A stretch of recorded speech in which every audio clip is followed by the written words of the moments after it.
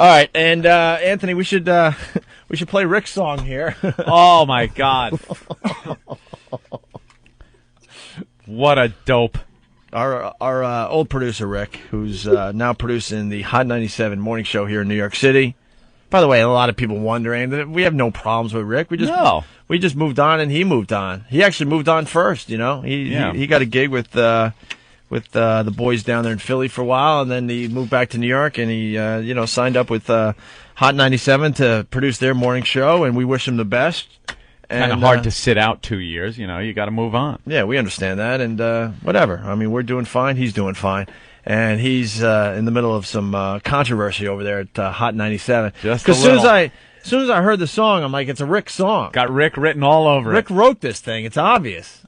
Good. We have been privy to many Rick song parodies, and they're all a bit over the top. Yeah, for our new listeners out there, the old listeners understand. Rick, our old producer, would give us some over the top bits from time to time. Remember his baseball one?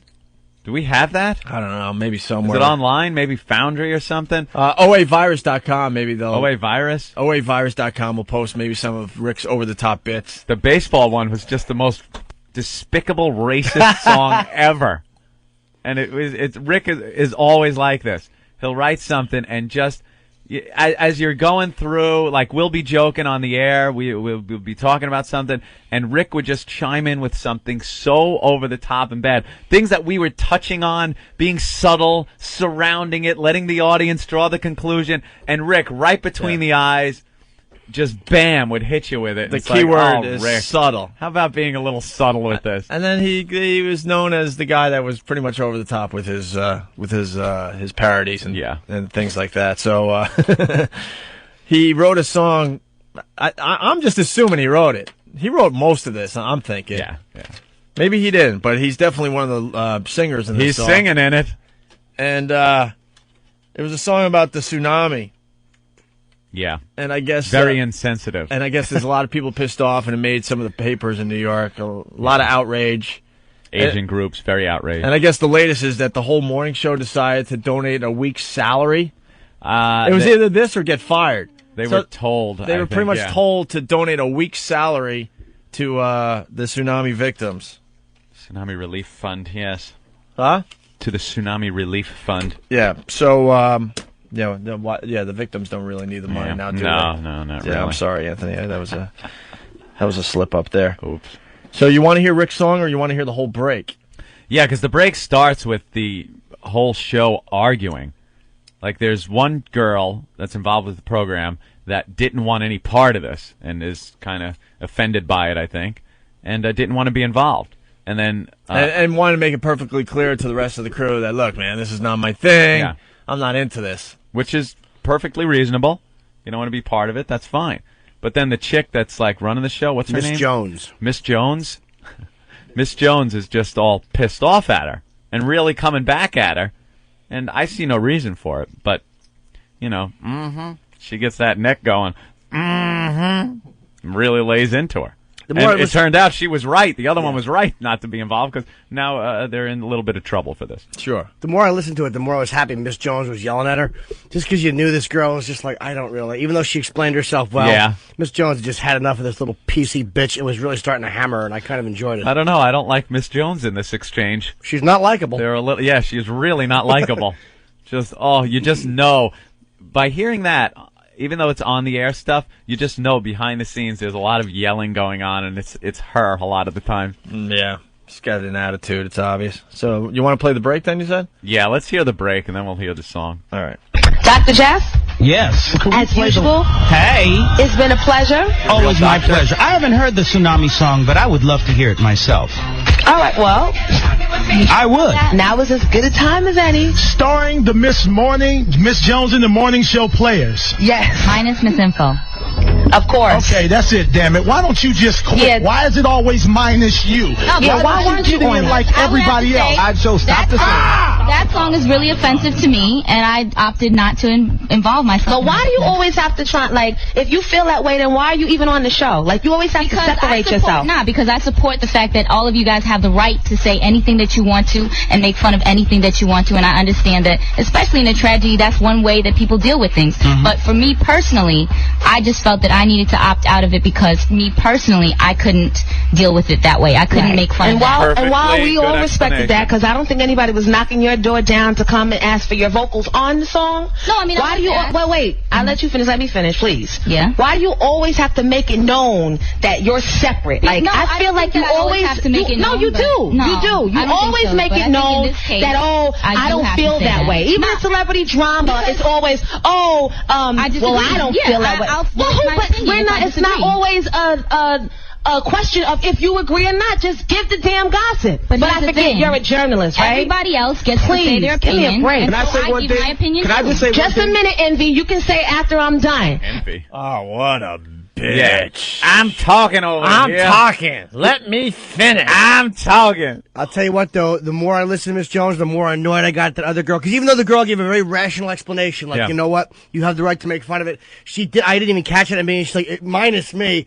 Like that little bitch, she just had to go, I'm not involved. She had to say that beforehand. Maybe she had a little foresight. Yeah, but Miss Jones is saying, like, if you don't agree, then why are you even working on the show? And I think I think a radio show where everyone just agrees all the time stinks. True. You want a little interaction. You want a little heat. You want a little disagreement going on, right? Yeah, I just think she's the type that always would go, I don't want to be involved with this.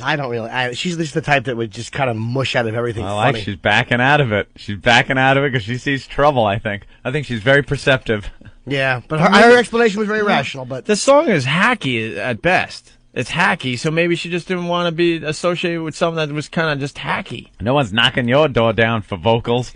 God, why could she sing? The rest of them can't. Yeah, the vocals on this song is absolutely awful. Horrendous. That's not what you look for when you listen to a song parody on a radio station. I understand but she's claiming that no one was knocking her down for vocals.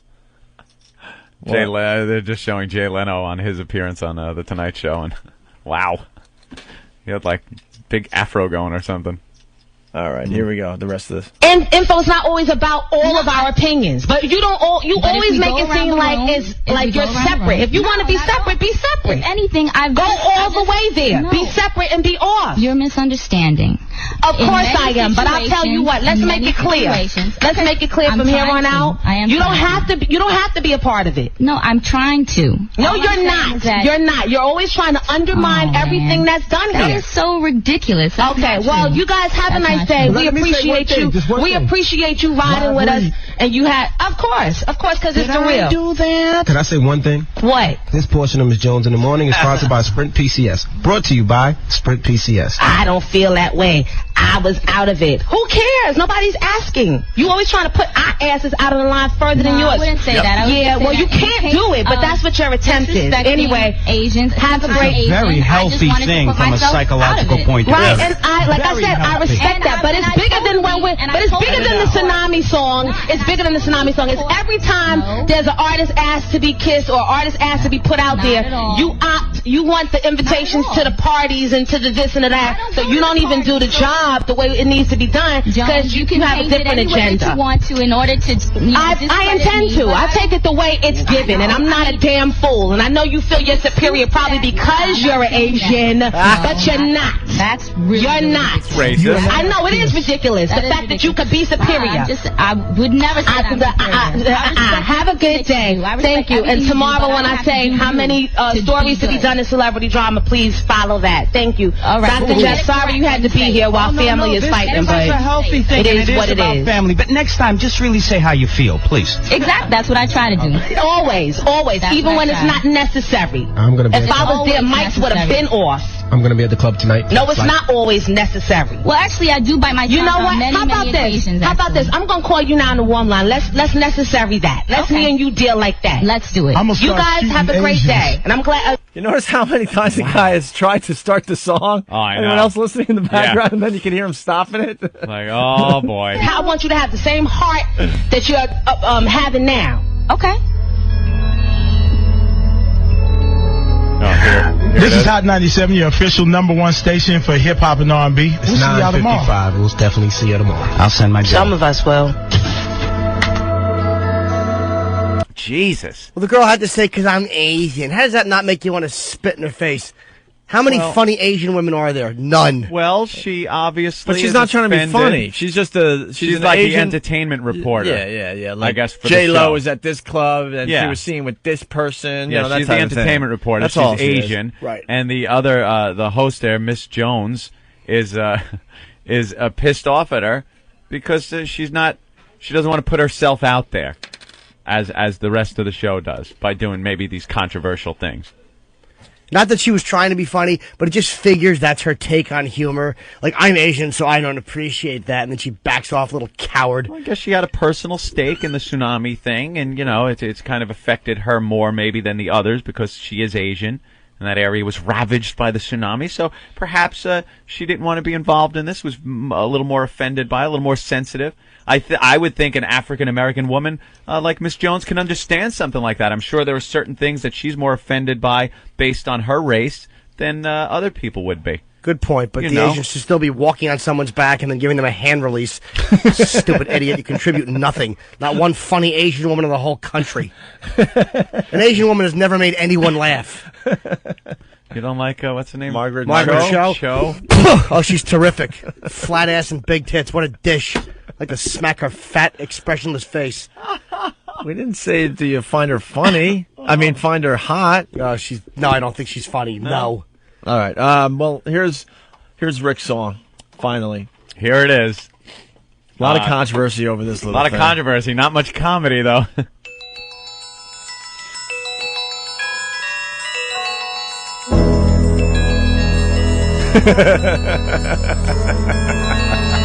Awful. See if you can identify Rick's voice.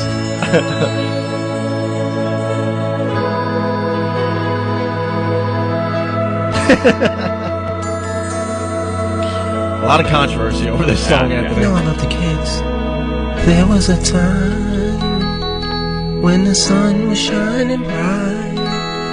So I went down to the beach to catch me a tan. Then the next thing I knew, a wave 20 feet high came and washed your whole country away. And all at once, you could hear the screaming chinks, and no one was saved from the wave. There were Africans drowning, little Chinamen swept away. You could hear God laugh and swim, you bitches swim. So now you're screwed. Over the top, Rick. It's the tsunami. Oh. You better run or kiss your ass away. Go find your mommy. I just saw her blow by. A tree went through her head. I thought all black people could and sing. And now what your happened? children will be sold child slavery. So now you're screwed. It's a tsunami. You better run and kiss your ass away. Go find your mommy. It's offending me. I just saw her float by. A tree right through her head. Nice, Rick. And now your children will be sold in child slavery. So now you're screwed. So now you're screwed. It's a tsunami. It's a tsunami. You better run and kiss your ass away. Go find your mommy. Can't find my mommy. I just saw her float by. A tree went through her head. And now the children will be sold in child slavery.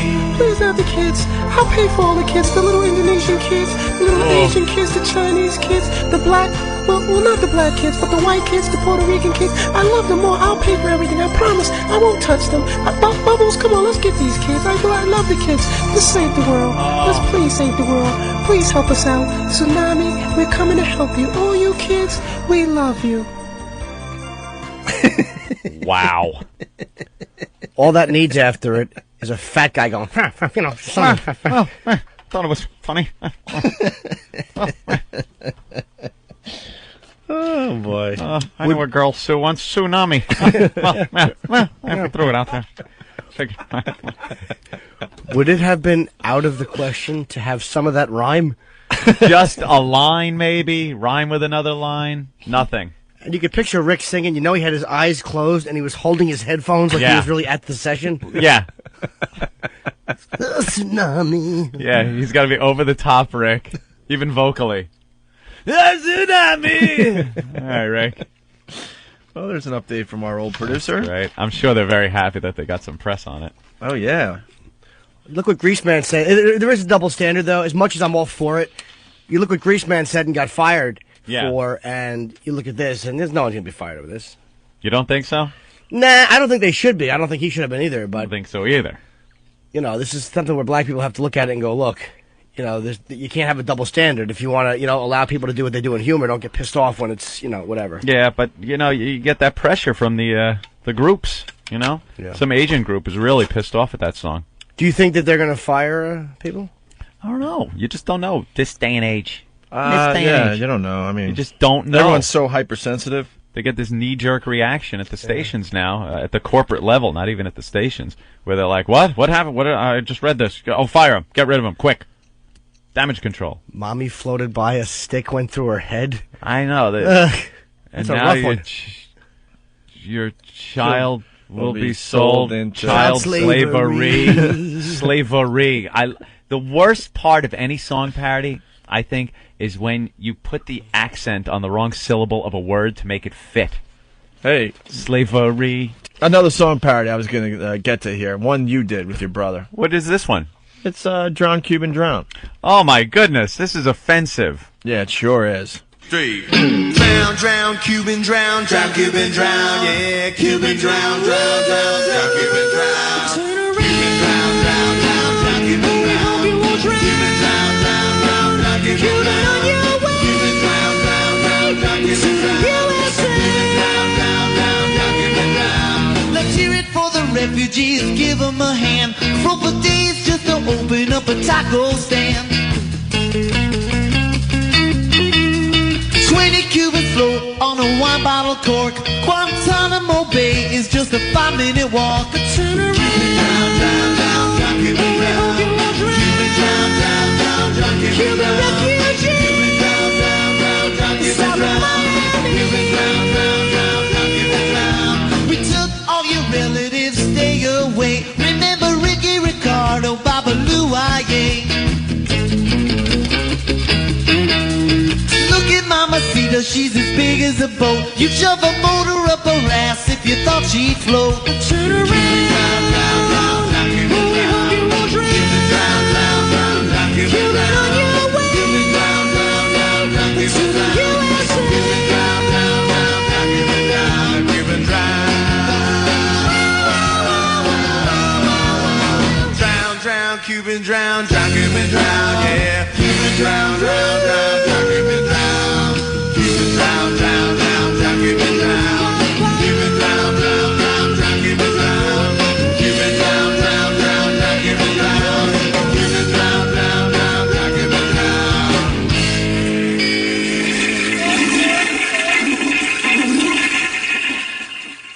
Toolbag Johnson from New Orleans, he writes, remember Rick's Muppets with AIDS song, Christopher Street.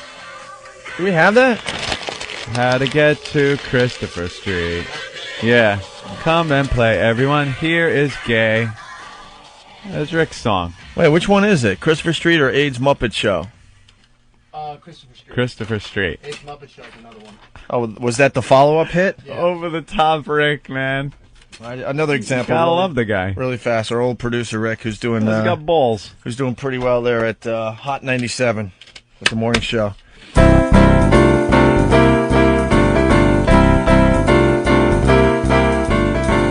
We're all gay, sticking teeth in RA. T-cells low, we got the HIV. It's a great way way you lose some weight on our way to Christopher Street. Dead in days, lesions all over my face. Pound my eggs and grab some AZT. You can watch my life wither away on our way to Christopher Street. On our way to Christopher Street. On our way to Christopher Street. He was definitely funnier when he was working for us, man. That's funny. That's a great parody. It's quick. It's easy. There's a laugh in every line. It rhymed, and it's vicious. Yeah, that was Rick's gay voice. He's got to go. What was the Aerosmith one? I'm so gay. I'm so gay. I'm so gay. Yeah, he had a few gay songs. He had a lot of gay songs. Now that I think about it. Very good. I forgot about that little ditty. Hey, Anthony. Rick. Thanks for the reminder on the instant feedback there. Tool bag. I was just telling you that I caught the mouse. Yeah. And my brother, it was pretty mouse problem. It was kind of funny. Notice I said I corrected myself. I was ready to say pretty funny. Well, pretty funny. I want to lower the expectations here right off the bat. But there's no humor in this whatsoever. Let me continue. I dare you to laugh. I dare you to laugh at Tsunami songs. We'll get into that in a minute or Fired. two. So fired. So fired. Should we just jump into that instead of the stupid mouse story? Because that's the thing. Yeah, we like to start the radio show with the big thing that finds our interest, you know? Well, that is pretty big because we've been through it. Oh my God, we could feel for any radio show that is gonna get fired. You know what though? I don't have any sympathy. I'm not saying... I don't care. I don't care that they played this Tsunami song and upset a bunch of people, and now the news is picking up on it. It's not like I'm upset by the Tsunami song or anything, but I don't have any sympathy for other jocks that screw up and are on the verge of being fired. I almost enjoy it because we've been through it so much. Misery enjoys company. We've been through it twice, and we know all the signs. And the signs are starting to happen to this morning show here in New York City, Hot 97. And Anthony and I, our expert opinion as far as getting fired goes, fired, so fired. Fired, fired, fired. With a so fired. Oh, big red capital F, fired. And people don't understand that. There's fired, and then there's so fired. Oh. This is completely and totally fired. Yeah, I think so. It's one of those situations where we've seen it before. You do something on the air. It doesn't matter what it is. You do something on the air. It's controversial. It's offensive. It upsets people. Whatever. Now, you're part of the show that did it. So you're very close to the situation. So things happen very quickly to you, the crew of the show, and your bosses. You get together. You have your little powwows. And then you go home and you sit. And you think to yourself, I think we might skate this because I'm really not hearing anything. There's no buzz. But you're so close to it that no one else has really heard about it yet. So a day or two later, that's when these little signs start popping up. Newspaper stories, press coverage, maybe Fox News picks it up. And that's the phase that they're in right now. As a DJ, you never want to be at home. And they're teasing the 10 o'clock news. Yeah. Coming up at 10 o'clock, hate radio in New York City. We'll tell you more. Stay tuned. And then weather. You're like, pretty much at that point, Anthony calls me or I call him like, no. Strap in. Dude, are you watching? Right. That's me. Dude, are you watching Channel 5? Yeah. Oh, man, we're screwed. We're so screwed. Oh, they picked up on the story. We're so screwed. No, I'll stay on the phone. I'll stay on the phone. Yeah, let's watch this together. And then we watch it just going, and all you hear during the broadcast is, just us groaning. That and, where did they find that video clip from? That's got to be 15 years old. That's so old. I haven't had long hair in a decade. If I didn't think we were so fired, this would be great. Right. But it sucks because we're so fired. And then you wake up the next day and you go to the corner store to get your newspapers. And then you see your mug in the newspaper. Yeah, the story's there. And then you're like, who else has this story? And you hope that it's just that'll be it. They did a thing on the news. Yeah, we got some press, and it goes away the next day. Sometimes it goes away Sometimes it don't go away. Usually it doesn't go away, and it just builds. This is the snowball effect, we call it. Yeah. And, it builds, and it builds, and it builds. More people get upset. And then the worst part is now people that never even heard it are reading the stories, and now they're getting pissed off and writing letters. And they didn't even hear it. But they read the accounts, get all pissed off. Well, and you're done, fired. This particular Tsunami song, and the outrage is hitting all the Chinese news organizations around the world. It's not like there's a lot of Chinese people in the world. No, not too many. I hear they're really cutting down on Chinese people. Yeah. It's on the front page of Drudge. Yep. Drudge Report, which is just everyone goes to Drudge. I'm sure the trade sites are picking up on it, all the radio trade sites, and then in the New York newspapers. You turn the page. Opie brought up a pretty good point with the newspaper there. Well, and the placement in Newsday. Yeah, you never want to be pretty much the third story. Mm-hmm.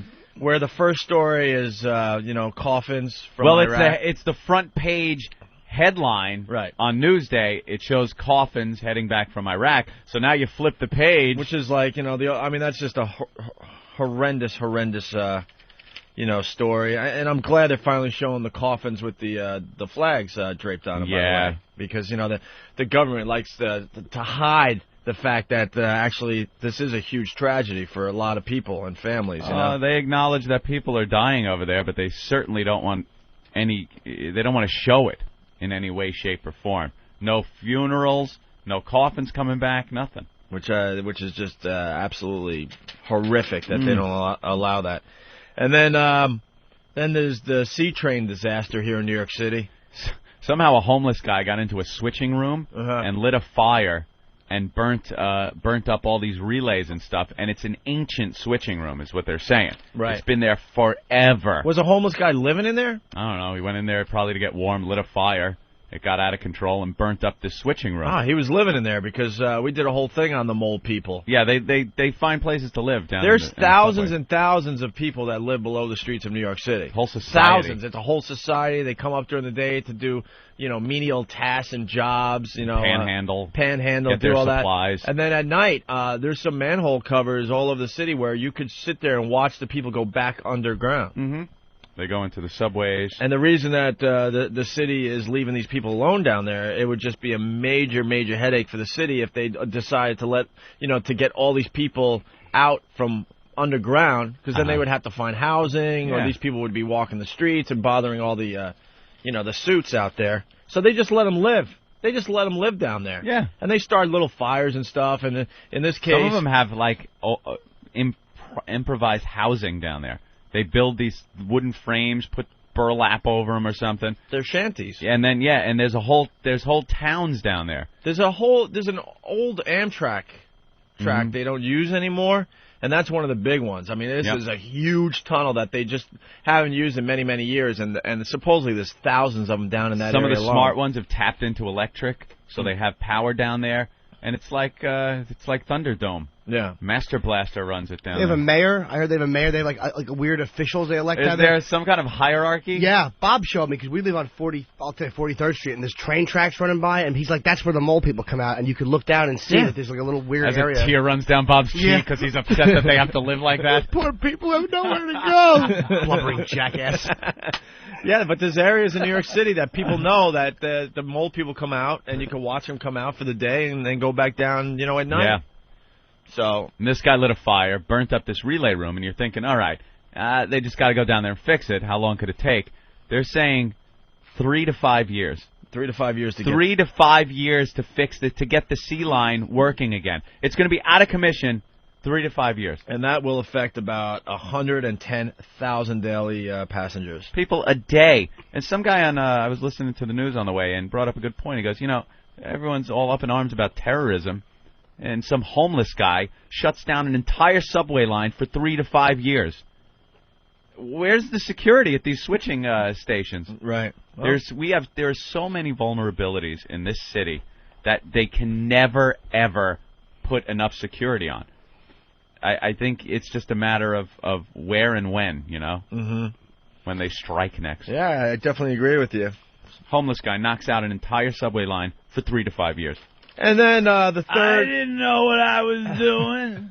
I was cold. My golden buns was cold. Tippy Tom, everyone. I didn't light the fire. You said I could dance on the stage. I was dancing on the stage naked, and it burst into flames. I saw the train coming. You said I could dance on the stage. What stage, Tippy? All right, I'm going to jerk it. Oh, that was hilarious. So then the third story, getting back to how this started here, is Hot 97 in trouble over Tsunami song, Anthony. Oof. And that's what I was trying to say. You know, you don't want to be, you know, the coffin's coming back from Iraq, sea train disaster, and then your little morning show is pretty much the next hot story right when for you the day. Flip over that front page. There it is. Call for federal fines, more apologies after station airs We Are the World parody. Federal fines? For what? For what? Offensive to Asians, this song is obviously. I understand how they can be upset. They can even be fired because the station doesn't want an offensive show like that on their airwaves. But as far as the FCC being involved, this is where people are delusional. They have no concept of what the FCC is for. They are not there to remove or fine programming that people find offensive because of some political content or some offensive content as far as race goes. They're there to police the airwaves for sexual content. That's what it says. It's titillating content. Double entendre that goes too far as weenies go. That's what they're there for. People are offended by that programming because they ragged on the tsunami and its victims. That's not an FCC. You can't federally fine people for that. That is a complete freedom of speech issue. Please don't say I'm agreeing with these people. Although, but you can't fine them for it. You can't fine them for it. Despite on-air apologies from the morning team, the station yesterday, council members and Asian American leaders called for federal fines, a stronger apology. Stronger? How do you? I really apologize. I apologized before, but it was kind of like, I'm sorry. Right. A little wishy-washy. I apologize. They want them to apologize from a gym or something with a trainer while nearby. They're bench pressing. Apologize with a cape on. I apologize with your hands on your hips. I don't get that. An apology is an apology. What's a stronger apology? Stronger apology equals more insincere apology because it's never sincere. When you're a radio guy and you have to apologize for something you did, it's never sincere because you actually, when you first did it, you were enjoying what you did. It was funny. You found it funny. Everyone's laughing and laughing. Do they have the audio of me apologizing after the mayor prank? Because that's really funny. Oh, we both were like, yeah. All right, do we have the mayor prank? We apologize to the mayor and his family. It was like, oh, do we have to be bothered? That's exactly my tone. It was the worst. A camera is stuck in my face, the famous mayor's prank that we did in Boston. And we're walking out of our studio there, and we're in a building on, like, whatever, I forgot what floor, third, fourth floor, and the camera crews were right there near the elevators. They come running from around a corner. They got cameras in our faces. Are you going to apologize to the mayor and his family? So I look into the camera all goofy, looking like I just stepped off a beach from California going, I apologize to the mayor and his family. Yeah, because he said, are you going to apologize to the mayor and his family? Yeah. And you went, I apologize to the mayor and his family. And me, I'm all dopey. I said something like, well, if the mayor was upset by this, right. Like I'm putting a condition on my apology. If he wasn't upset, then screw it. I'm not going to apologize. But, all right, if he was upset. And then I have to say, laughing the whole time, who knew the mayor and his family were fans of the show? Oh, bring on the pies, idiots. Bring on the pies. That's it. Oh, and they're backpedaling over there at all right, so they're calling for federal fines, a stronger apology, and for the hip-hop station to fire its morning crew. There you go. Calling for the firing. Go. Well, their apology wasn't sincere because they came out and they said, "We're 97, we play joke."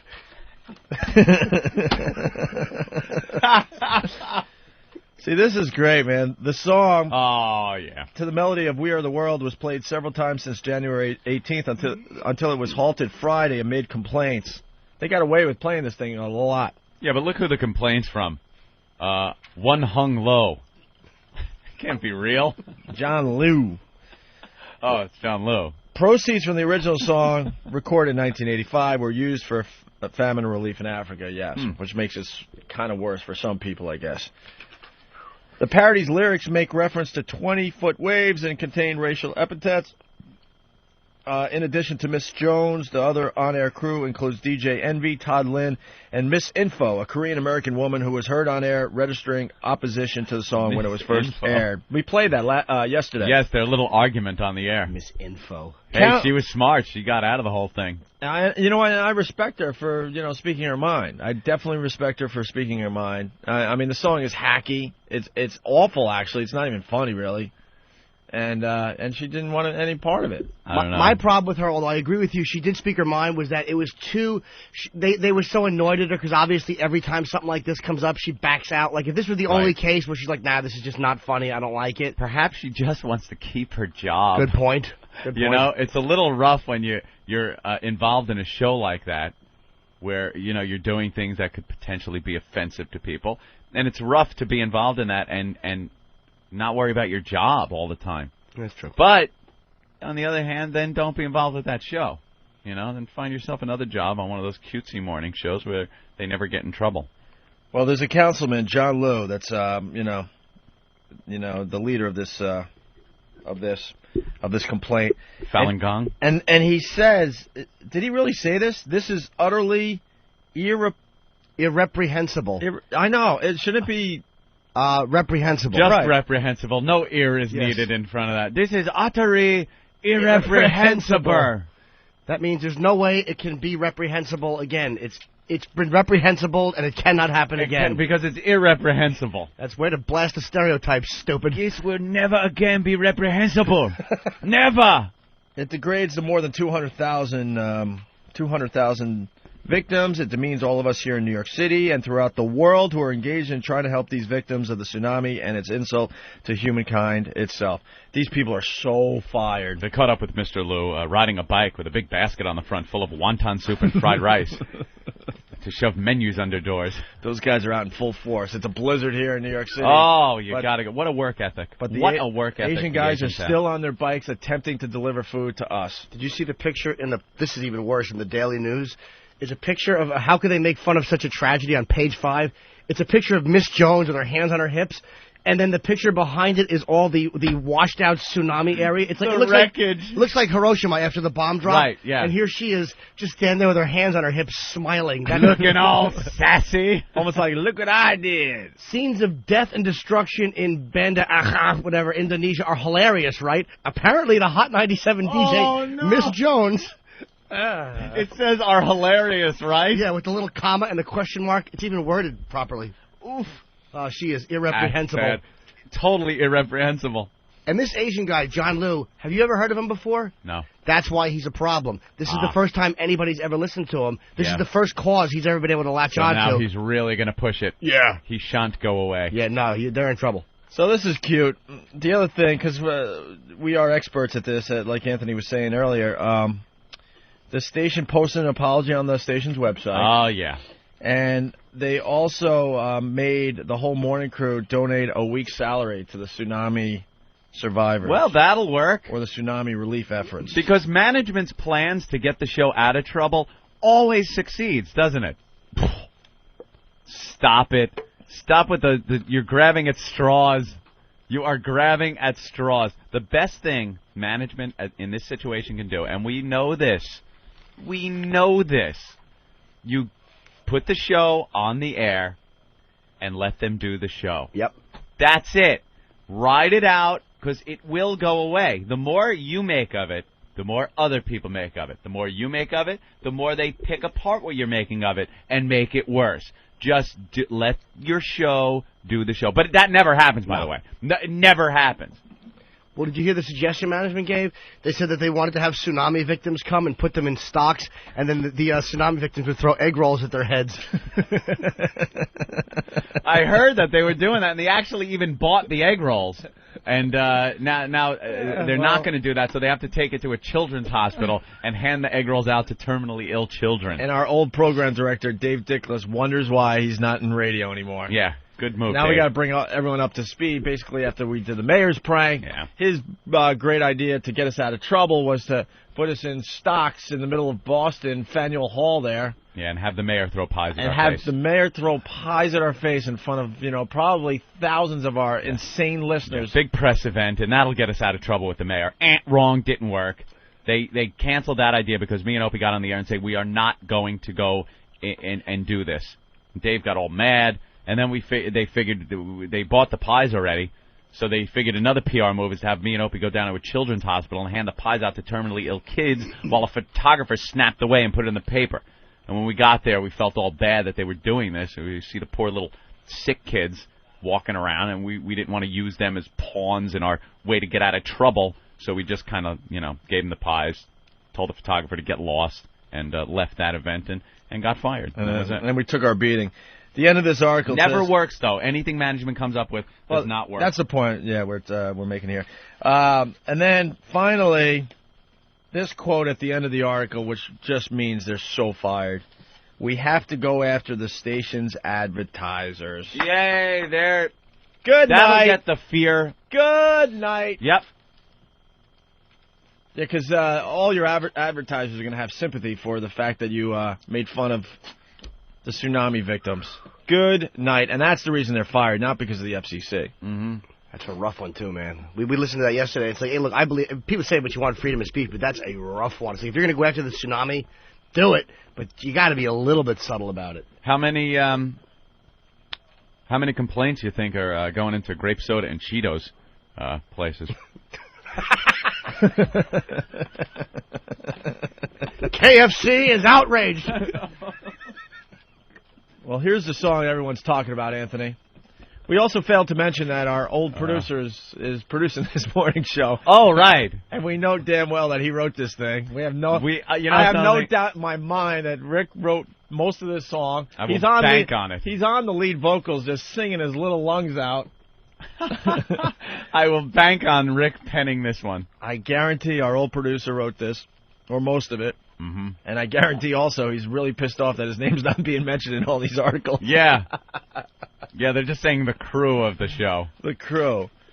So, to be fair, the song just stinks. It is really bad. It's not even, it's just not entertaining at all. No. Taking away what they're singing about and all that, there's no real comedic value to this thing at all.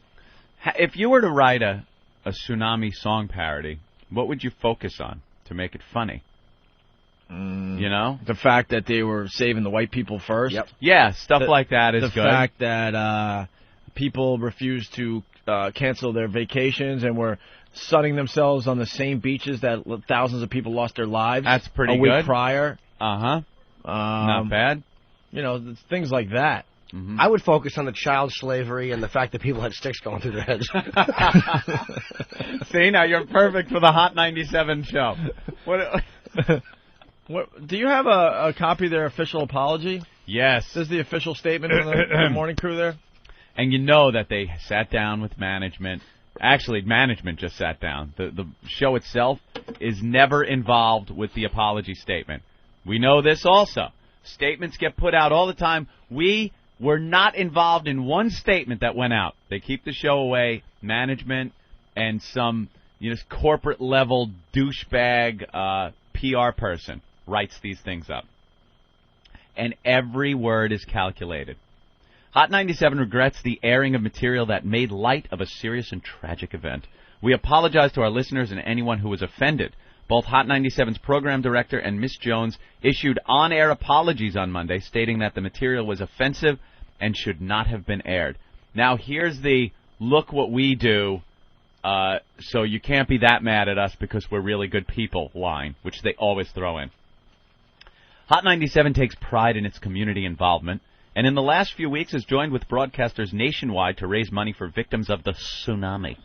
Our relief effort will result in a substantial cash donation. That last sentence is insulting. People reading this will go, oh, now you're trying to get off the hook by saying a substantial substantial in, how are you measuring substantial? In the money that's been sent over there already? Billions of dollars from other countries? Pretty much drop in the bucket, Hot 97. Nice that you're doing that, but this amounts to taking pies to terminally sick children. It ain't going to work.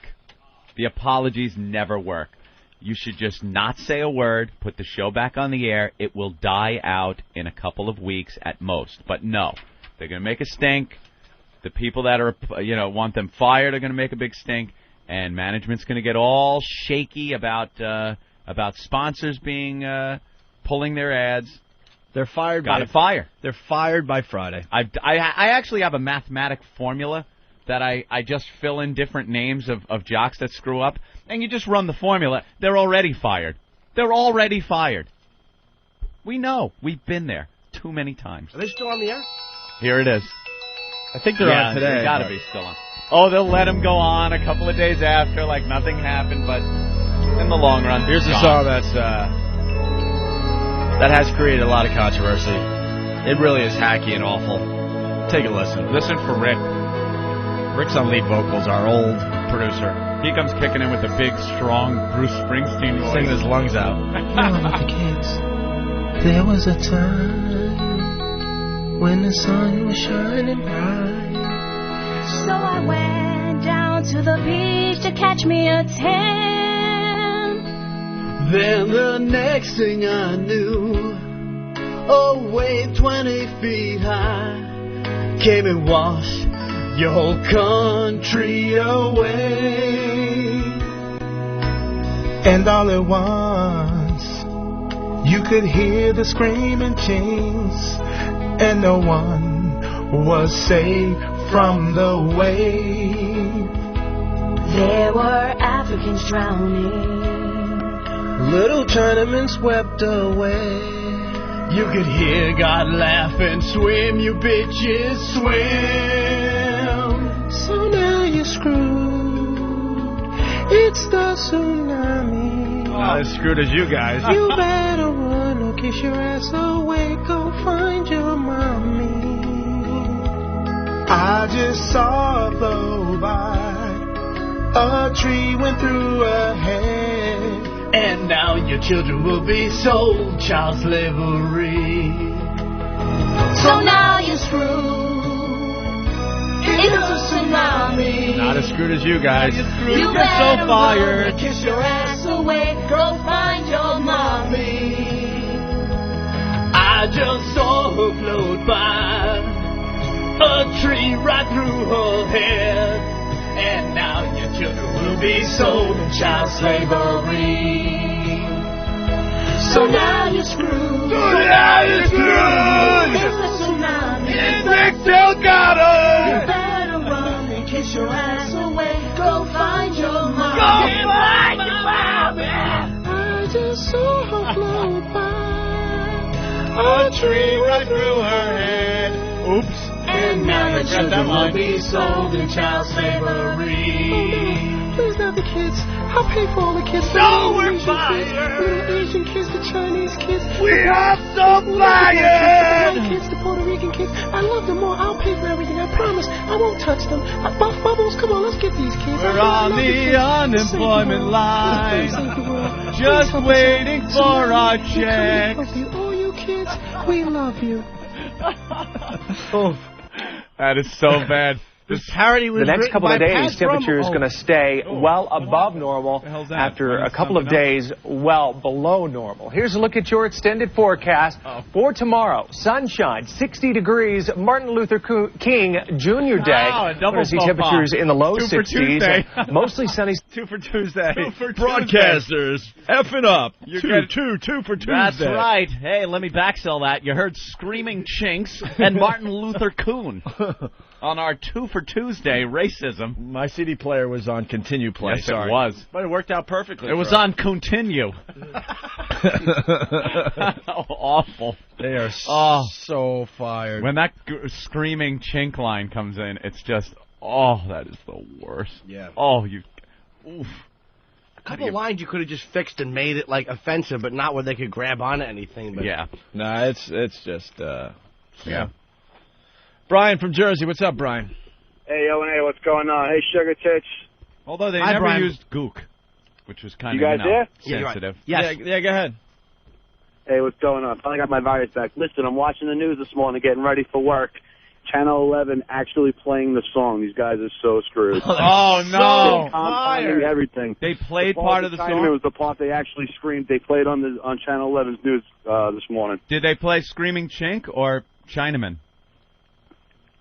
Sorry, guys, I can't hear you too good. All right, bye, Brian. Damn it. The last thing before we move on, somehow we'll be mentioned in this. Oh, guaranteed. Because every time a DJ messes up these days, they have to bring up all the other DJs that messed up. Yep. And guess who's at the top of the list, everybody?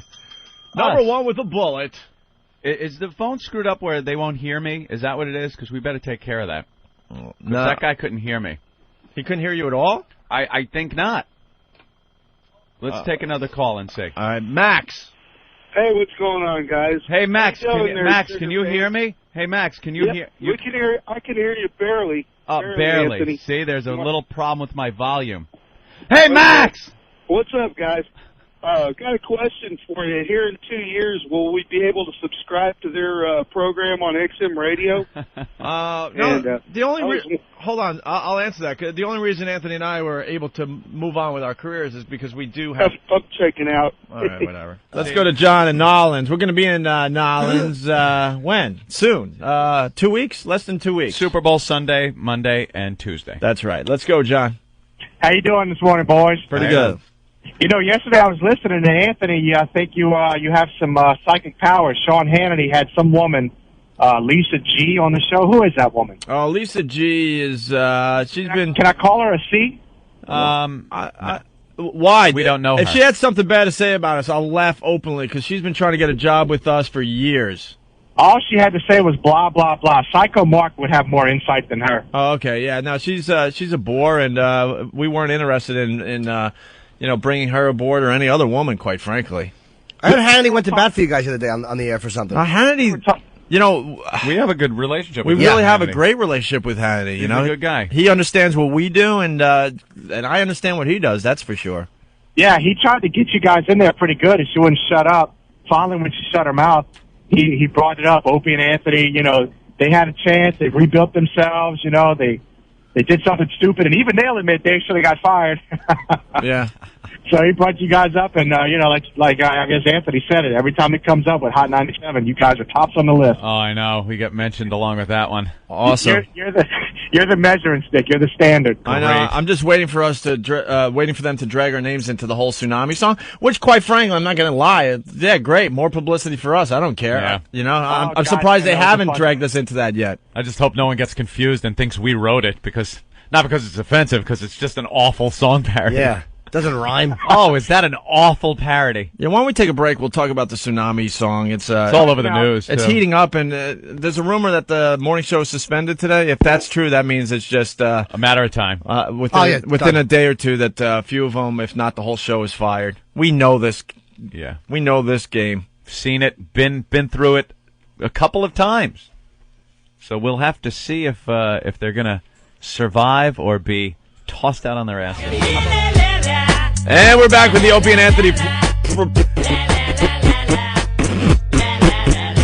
program. That wasn't bad, right? No, it was like a beatbox. Started out as a stutter, and I turned it into something nice. Yes. It's the One virus spreading across America. A couple things really fast. Let's say hi to Todd the Trucker. Todd, what's up? Good morning, boys. Good morning, Jimmy. Hi, Todd the Trucker. Hey, I've got that audio at home. I'll be home in a couple hours if you want me to send it to the program of Hannity and Combs last night mentioning you guys. You guys were not mentioned on O'Reilly. He was talking about the Tsunami parody. He didn't mention you guys, but he did mention Jim Norton. And he said that Jim Norton was going to be at the Comedy Works January 28th and 29th in Albany, New York. I cannot believe you get these guys to plug for you. That was it's just so good. amazing. Dude, that was... I appreciate that, but they said that O'Reilly forgot to mention the number, which is 518-689-0490 this Friday, Saturday. Good call, sir. Thank you very much. Wow, that was Talk smooth. to you guys later. All right. That was a good one. Smooth. He caught me off guard. I'm like, how the hell did O'Reilly know I was going to be there? So I guess Hannity and Combs were talking about the Tsunami song and other DJs that That's screwed up. Got screwed up, I guess, huh? Speaking of which, we have audio of Norton doing the comedy plugs. It's pretty funny. We'll try Really? Yeah, we'll try to play it a little later. We have lots of show to do today, though. Bob, what's going on? Hey, what's going on, guys? Hey. Just wanted to let you know CNN's getting ready to play that Tsunami song. Oh, Really? Let's switch over to CNN. Why? What did they say on the tease? I just caught a preview of it on CNN when I was flipping around, Yeah. and they said that they didn't tell you who yet, but there was a radio station in New York that was found it funny and amusing to play song parodies of the Tsunamis. The way they word it too, they ready found to play a clip of it. the way the news words these events makes it even worse because they're like, a radio station thinks that 250,000 people drowning is funny. We'll tell you who it was. Yeah. It's like, wait a minute, I wrote a dopey song parody, We were on this very early. It's going to end really ugly for the fine folks at Hot 97 here in New York City. Anthony and I believe that pretty much the entire show is going to get fired. Yeah. We know, well, I don't know for sure because I don't really talk to him much these days, but our old producer, Rick, we're convinced, wrote the song. He's on lead vocals.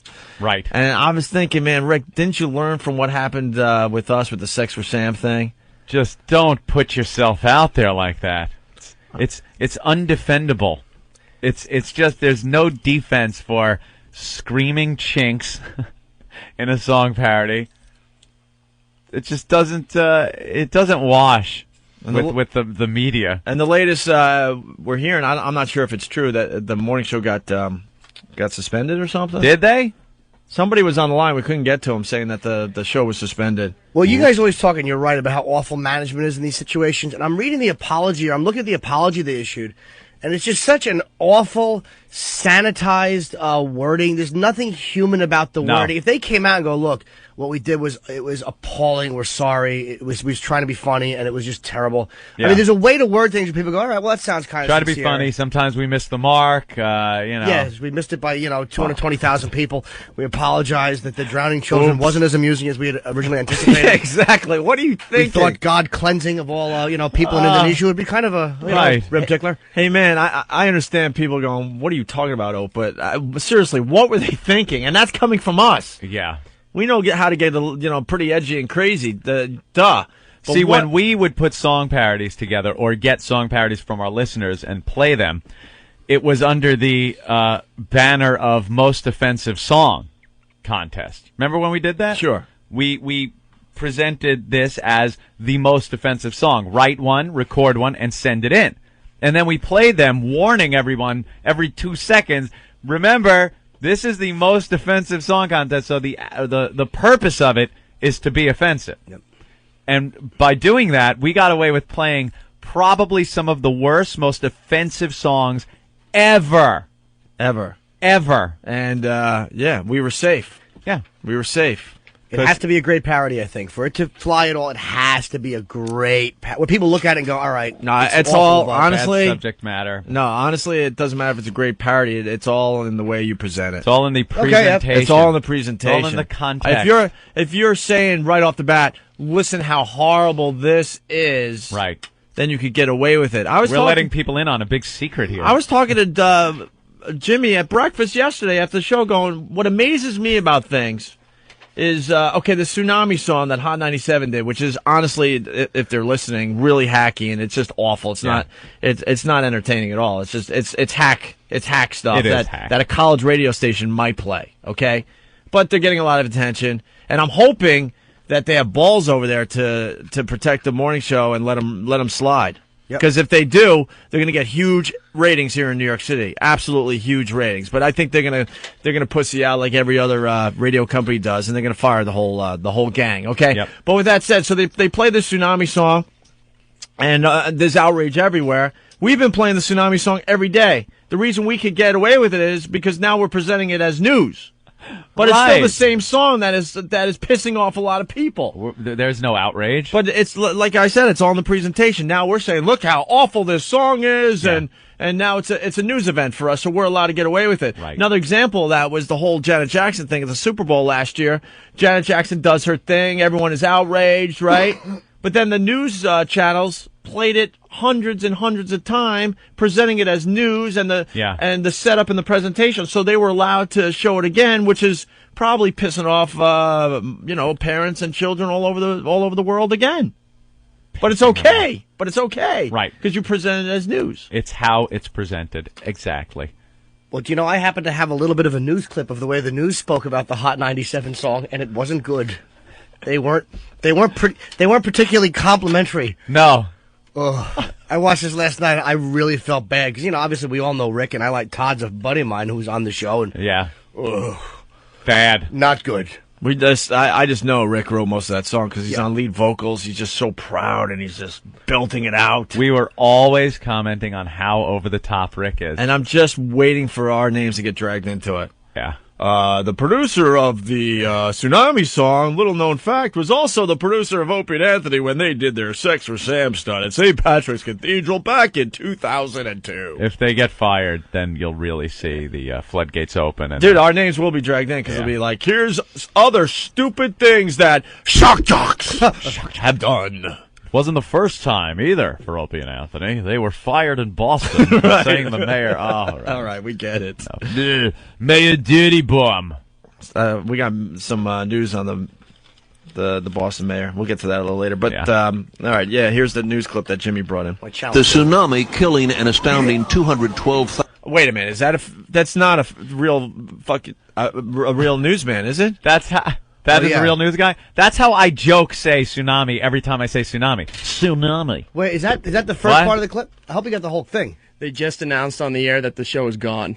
The morning show is completely gone. Fired? It says suspended indefinitely. We are looking for a replacement. They're just playing music and some other stuff. Fired. There's a guy. Fired. He sounds like an office guy. Is on the air right now, just reading this prepared statement saying the morning show is gone. Suspended indefinitely. Suspended indefinitely. Yep. Fired. Fired. Totally, completely, could not be more fired. So fired. And what they could have done is they could have let the morning, because that song got played 4 days in a row. You got to dump the PD or the GM because management could have stopped that. Isn't it funny? They were on the air after it happened. It worked. It's textbook. We've seen exactly how this works. It's happened to us twice. You're fired. You're fired. By the way, when we get fired a third time, that will be it for the Opie and Anthony program. You're fired.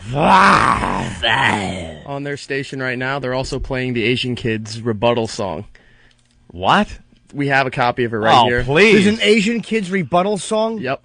All right, so why don't we go back to the news clip? This is a news guy sounding really hacky. He's awful. I gotta hear the Asian Kid rebuttal later. Let's not forget that. It sounds like a morning DJ. Good morning, everybody. Tsunami.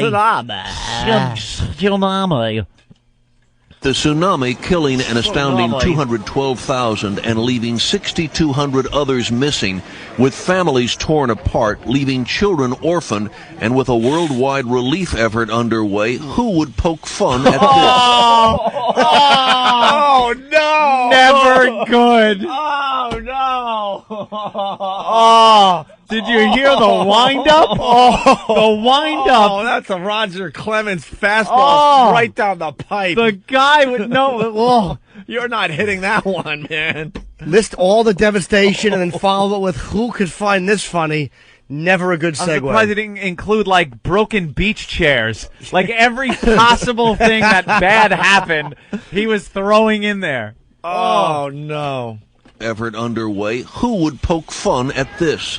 You better run or kiss your away, go find your mommy. The answer, hip-hop radio station WQHT, known as Hot 97. The station's morning DJ, known as Miss Jones, aired an insulting song that included racial slurs at Asians and had lyrics about God laughing at those who drowned in the waves. That's terrific. You can hear God laughing sweet. Ricky! Hey, Rick made it into the news. Our old Rick producer made it. How bad is it? First of all, wait a minute. Yeah, I went we back. know this. How bad is it to sit there and watch the news when it's about you and have them playing the incriminating clips? It is so awful to sit and watch. You watch with like half through your fingers, with your hands over your ears. It's painful. Oh my God! Yeah, you'll hear our old producer Rick just belting out the the next line. Laughing at those who drowned in the waves.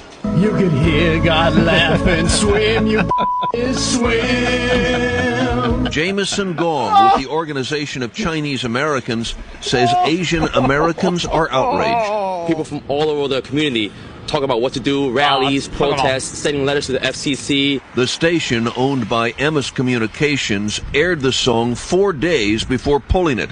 Calls to station management were not returned, but on the station's website, this statement was posted. Hot 97 regrets the airing of material that made light of a serious and tragic event. We apologize to our listeners and anyone who was offended. All right, listen, really fast. I heard the FCC mentioned in that clip. Calm down with the FCC. It's not an actionable offense. It's not an FCC by the FCC. complaint. Oh, there's more about that. There's more about that. This is you're right. This is not an FCC violation, and this is the bad problem. taste. You don't want it on the radio. I'm not going to really argue that. That's whatever. That's what you think. That's fine. But as far as getting the FCC involved, nope. Sorry, that's not what the FCC's for. City Council member John Liu would like to see federal action. How? Clearly, if the FCC can levy a $550,000 fine for a wardrobe malfunction, they certainly can address this kind of absolute indecency. What an ass. The guy has no clue. Nope. It's not indecency. Two different issues, you ass. God. It's tasteless. Stick to the issue.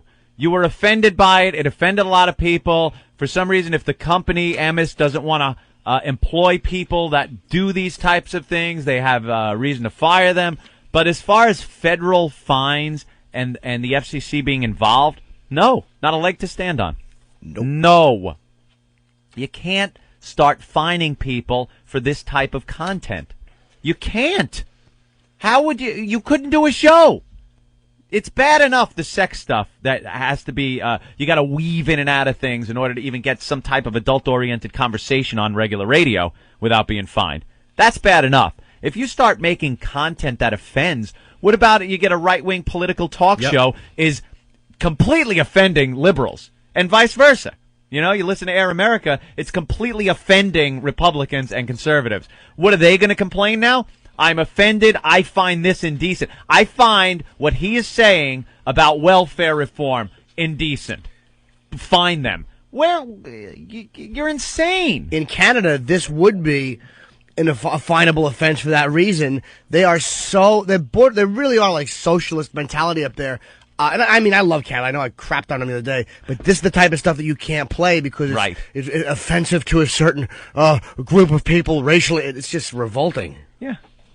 I mean, the guy has every right to be pissed off because, you know, his peeps are being offended by this song and there's racial slurs in the song. So he could be offended. He could do what he did, you know, speak out, have the company fire them. But as far as having the FCC involved, calm down.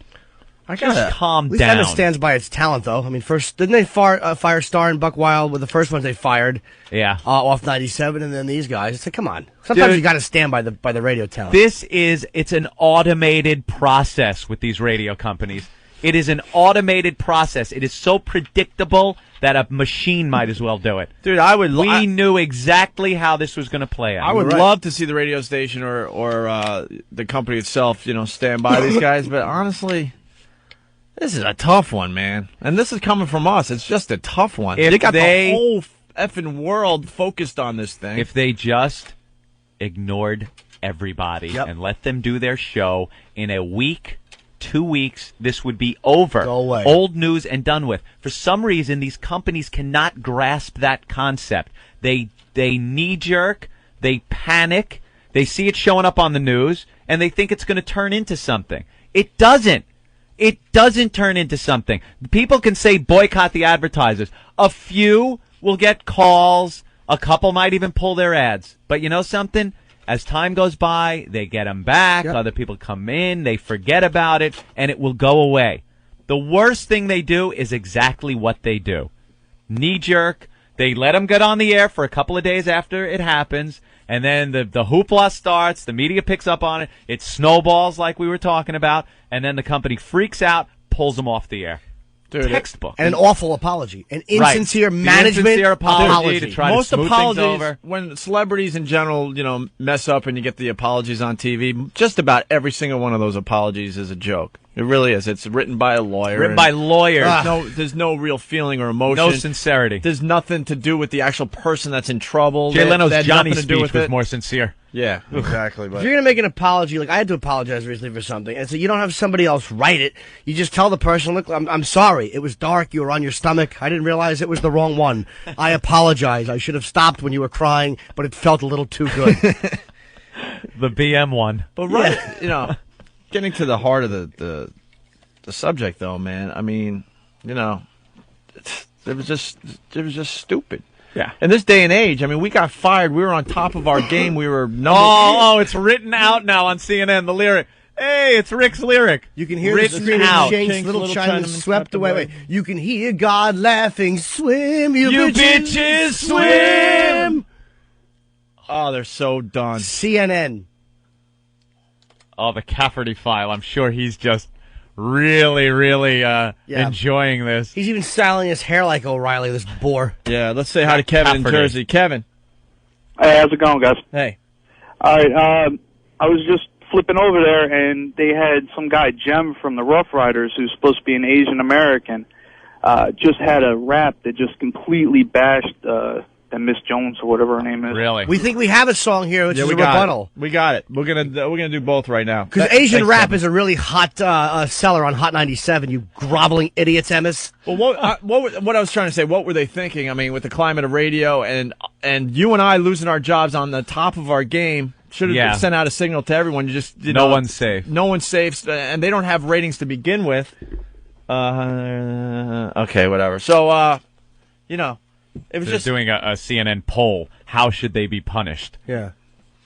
Our names are coming soon, boys and girls. This is great stuff. Time to drag Opie and Anthony back in. Great stuff. They got to fucking fire these guys. That really does bug me. It was a bad choice by them, but management, did let it play for 4 days.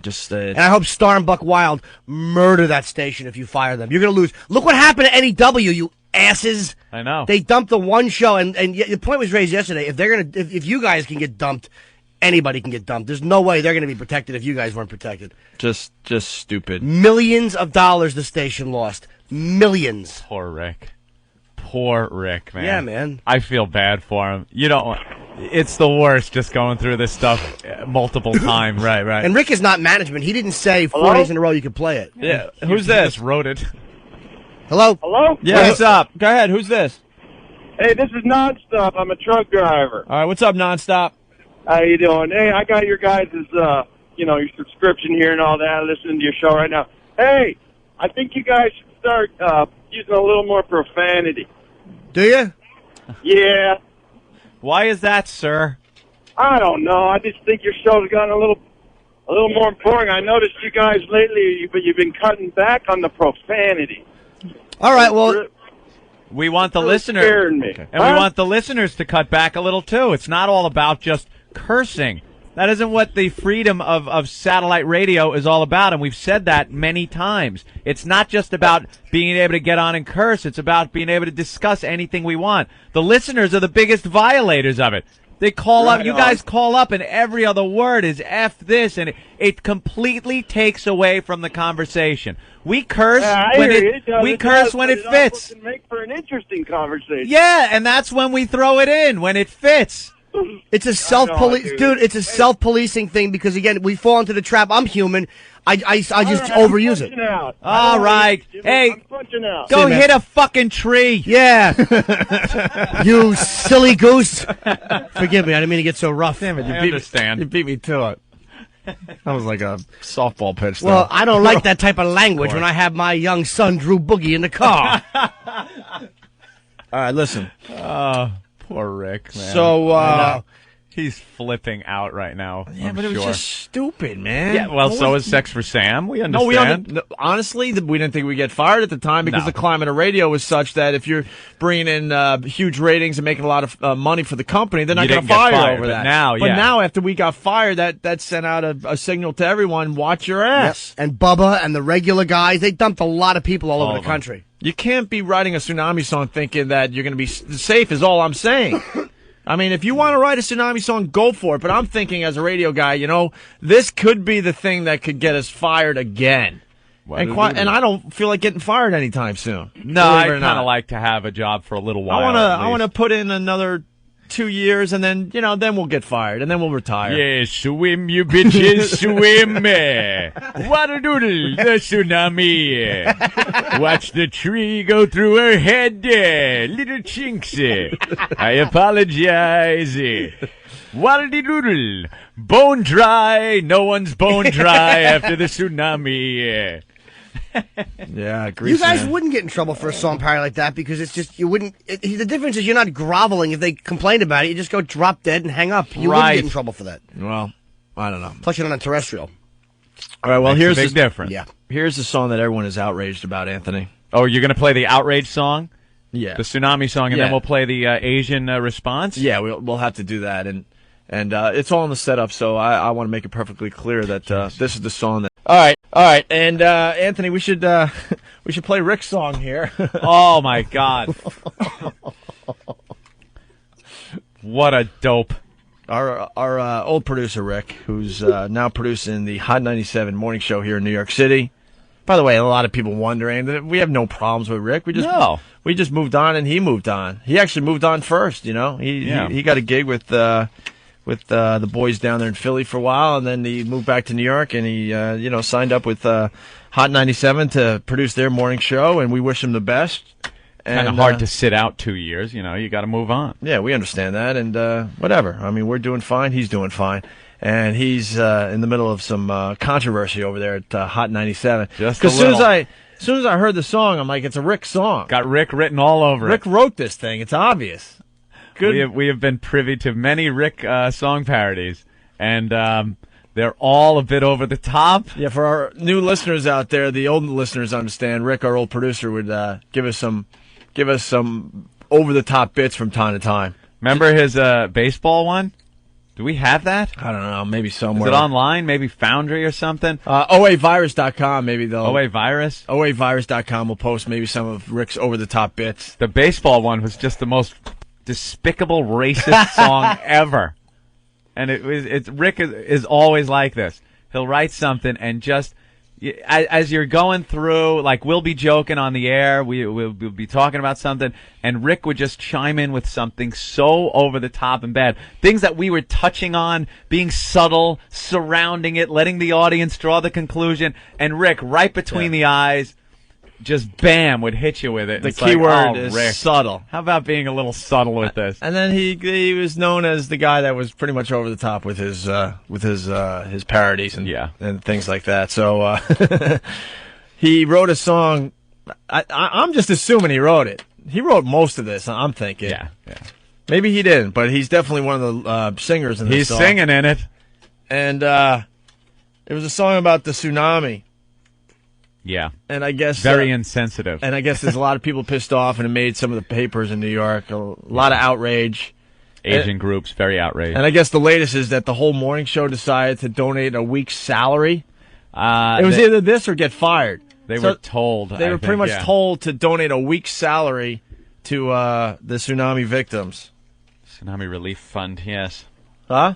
To the Tsunami Relief Fund. Yeah. So. The victims don't really need the money now, do they? No, not really. Yeah, I'm sorry, Anthony. That was a slip up there. Oops. So you want to hear Rick's song, or you want to hear the whole break? Yeah, because the break starts with the whole show arguing. Like, there's one girl that's involved with the program that didn't want any part of this and is kind of offended by it, I think, and didn't want to be involved. And then and wanted to make it perfectly clear to the rest of the crew that, look, man, this is not my thing. Yeah. I'm not into this. Which is perfectly reasonable. You don't want to be part of it, that's fine.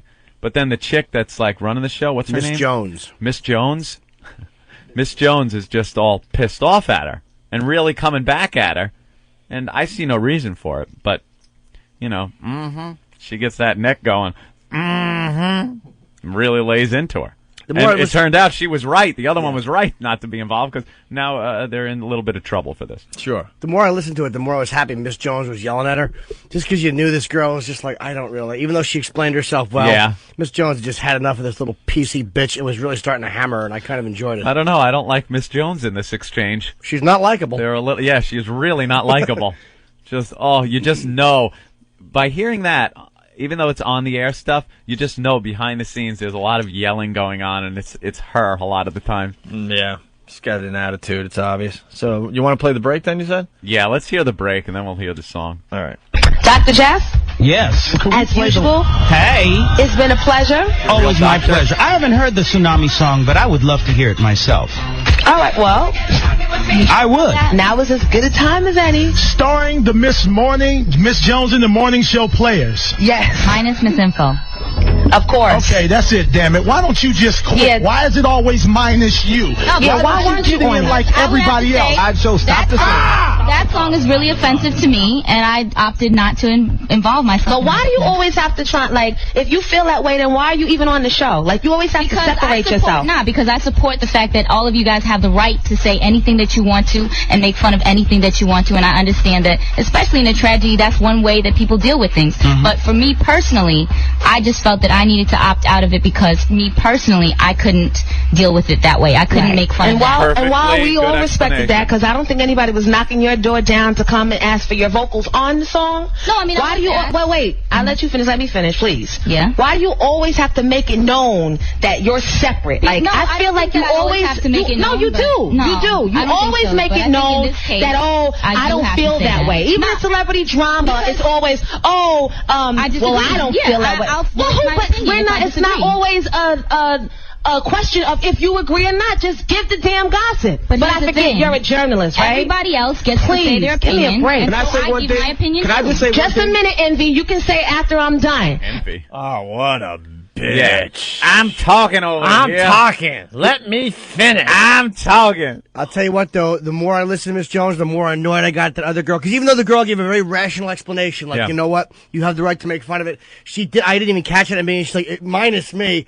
Like that little bitch, she just had to go, I'm not involved. She had to say that beforehand. Maybe she had a little foresight. Yeah, but Miss Jones is saying, like, if you don't agree, then why are you even working on the show? And I think I think a radio show where everyone just agrees all the time stinks. True. You want a little interaction. You want a little heat. You want a little disagreement going on, right? Yeah, I just think she's the type that always would go, I don't want to be involved with this.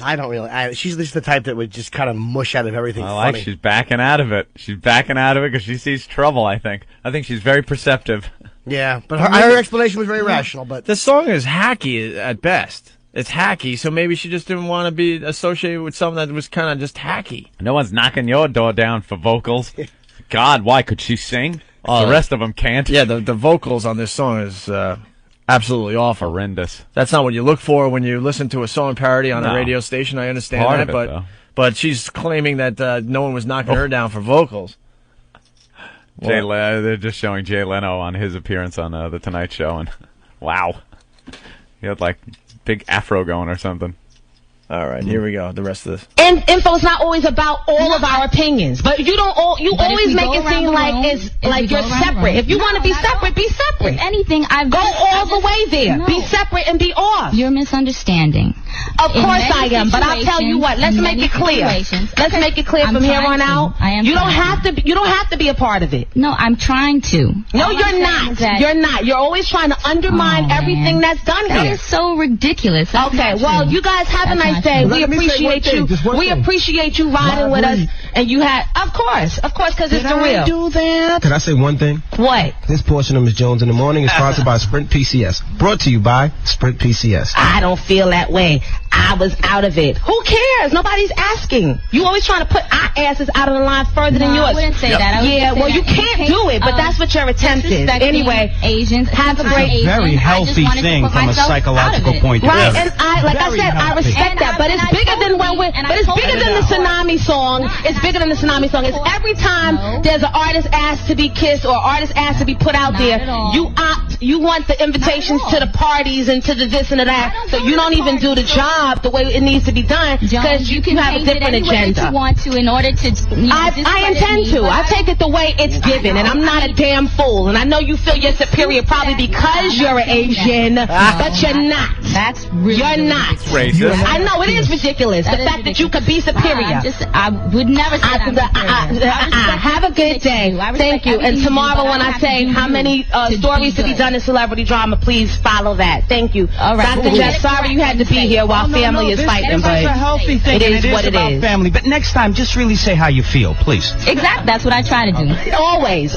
Even when it's not necessary. I'm gonna be if I was there, mics would have been off. I'm going to be at the club tonight. No, it's not always necessary. Well, actually, I do bite my tongue. You know what? Many, How about this? How about this? I'm going to call you now on the warm line. Let's necessary that. Let's me and you deal like that. Let's do it. You guys have a great day. And I'm glad... You notice how many times the guy has tried to start the song? Oh, I know. Anyone else listening in the background, and then you can hear him stopping it? Like, oh, boy. I want you to have the same heart that you're having now.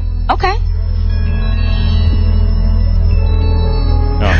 This is Hot 97, your official #1 station for hip hop and R&B. We'll see y'all tomorrow. 9:55. We'll definitely see you tomorrow. I'll send my. Some of us will. Jesus. Well, the girl had to say, because I'm Asian. How does that not make you want to spit in her face? How many funny Asian women are there? None. Well, she obviously. But she's not trying to be funny. She's just she's like Asian, the entertainment reporter. Yeah. Like I guess for J-Lo is at this club and she was seen with this person. Yeah, you know, she's the entertainment reporter. That's she's all she Asian, is. Right? And the other, the host there, Miss Jones, is pissed off at her because she doesn't want to put herself out there as the rest of the show does by doing maybe these controversial things. Not that she was trying to be funny, but it just figures that's her take on humor. Like, I'm Asian, so I don't appreciate that. And then she backs off, little coward. Well, I guess she had a personal stake in the Tsunami thing, and, you know, it's kind of affected her more maybe than the others because she is Asian, and that area was ravaged by the tsunami. So perhaps she didn't want to be involved in this, was a little more offended by it, a little more sensitive. I would think an African-American woman like Miss Jones can understand something like that. I'm sure there are certain things that she's more offended by based on her race than other people would be. Good point, but the Asians should still be walking on someone's back and then giving them a hand release. Stupid idiot, you contribute nothing. Not one funny Asian woman in the whole country. An Asian woman has never made anyone laugh. You don't like, what's her name? Margaret Cho? Oh, she's terrific. Flat ass and big tits. What a dish. Like to smack her fat, expressionless face. We didn't say, do you find her funny? I mean, find her hot. No, I don't think she's funny. No. All right. Well, here's Rick's song, finally. Here it is. A lot of controversy over this little thing. A lot of controversy. Not much comedy, though. This in a political fashion. Nope, it's just a good old lyrical passion. In fact, I'm making it a mission of mine. Won't stop till every last petition is signed. Hip-hop is designed to unify the masses, and we demand that you be denied the access. Radio is whack, yo, somebody gotta say this. Same 5 songs on every single playlist, and bad karma's the worst way to go. So I pray that God has mercy on your soul. Yeah. I mean, you know I was gonna have something to say about this whole situation, cause for some odd reason, whenever some shit like this happens in regards to my peoples in the society, in the media, it always manages to get swept under the rug or end up right below the radar for some reason. What kind of rug? Like Oriental? it never happened. But let it be any other race and this shit would have been hit the fan. All my soldiers out there, it's time for our voices to be heard, yo. It's no more of that shit. But you know I got love for everybody, whether you black, white, Hispanic. That's why I love hip-hop, cause it brings us all together. I'm just saying, don't let it be your peoples that they dissing next time, making fun of their tragedies just for a cheap laugh. You sitting there like, what the fuck? Know what I'm saying? So yo, keep them emails going through, man. Keep them complaint letters going out. Keep them phone calls going into the radio station and the sponsors, telling them how you feel and what a fucked up move they made. Let them know. Let them know it's about the people. And shout out to Miss Info, too. Keep your head up, ma. Yeah. Yeah, that's real hip-hop. Keep them emails coming to the station and the sponsors, yo. You douchebag. Turn the bullshit off. And by the way, hip-hop was made to unify the masses. No, it wasn't, stupid. That's exactly the opposite reason of why hip-hop was being done. You asshole. It was not done to unify the masses. No. Yeah, that's what Cop Killer was about by Ice-T. Unifying the masses, getting folks together. Good point. Oh, you're so right, man. Yeah, that's what Snoop and all the songs he does, all about getting people together and the gang stuff. Yeah, you're right. Good point. Yo, y'all, keep them emails coming. He can't help but being Asian. Yo, make sure you get A's in math, yo. Yo, make sure you walk on that back before you jerk them off at the end, yo. Yo, keep them baskets from tipping over on the bikes. Hey, you think that's funny? His first song was Y'all Gonna Speak Chinese. Really? Yes. Is that the guy you were talking about? Jin. Oh, that is Jin. I don't want to be whack. And here's the audio from CNN as we try to wrap up this little segment here. New York radio station Hot 97's in trouble for airing a song parody of the tsunami that was filled with anti-Chinese slurs. Listen. Oh, listen. Filled? You could hear the screaming chant. Little Chinaman swept away. You could hear God laughing, swim, you bitches, swim. It's Rick again. It's pretty funny, right? 200,000 people killed over there. The song was bad enough. Then the radio host, some idiot named Tasha Jones, got mad when another newsreader, Miss Info, who is Asian, objected to the Miss Info, objected to the song during a live broadcast. One of the co-hosts, a clown named Todd Lynn, interjected then saying, I'm going to start shooting Asians. City council members, Asian American advocacy groups, furious, as they should be. The song played on the station's morning show for several days, which is a tribute to the wisdom of the management over at that place. It was finally pulled on Friday. The station's owned by MS Communications. They've apologized, and Miss Jones and her staff have donated a week's salary to the tsunami relief efforts. Critics say it's not enough. They want federal fines, a stronger apology, and for the morning show crew to be summarily fired. Here's the question. How should radio station Hot 97 that aired the tsunami song be punished? One guy said they ought to send them over to the tsunami area where you were for a week or so and let them see what happened as a result of this tragedy, and then have them come back and report on how funny they think it is. They could work it out. You know, I mean, I think that's right. But they didn't play the song just once, right? They played for several days. What were they thinking? At the risk of saying something inappropriate, I really am just going to say. She's seldom at a loss for words. Well, the management, what are they thinking about? I mean, why don't they find? I mean, that's not a wardrobe malfunction. That's a brain malfunction, right? I mean, that's serious stuff. So we're going to spend the next couple hours of beating the hell out of that radio station. Good. Hear, hear. Yeah, I'm up for it. Yeah. Yeah, look how good we are. Stop. Douchebags. Nothing speaks louder than the thought of lost dollars. The hurtful Hot 97 should lose at least 97 sponsors for their irresponsibility. This is letters that are being written. And be shut off for 97 days for their callous stupidity.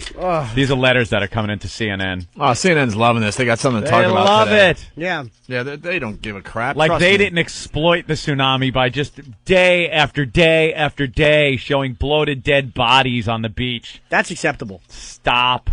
Everyone's exploiting everything. Relax. Don't be so high and mighty. Even that stupid rapper was exploiting it. You Really? gotta love it. Of course. What's up? Sorry, Ben threw me a note. Eric, you got an update here? Yeah, real quick. They're playing that song 2 to 3 times an hour. They're interviewing the guy right now, and they're having just an open forum whether you're for or against the show being suspended. That's the whole morning show. They might try to keep these guys. Really? They might try to ride it out, man.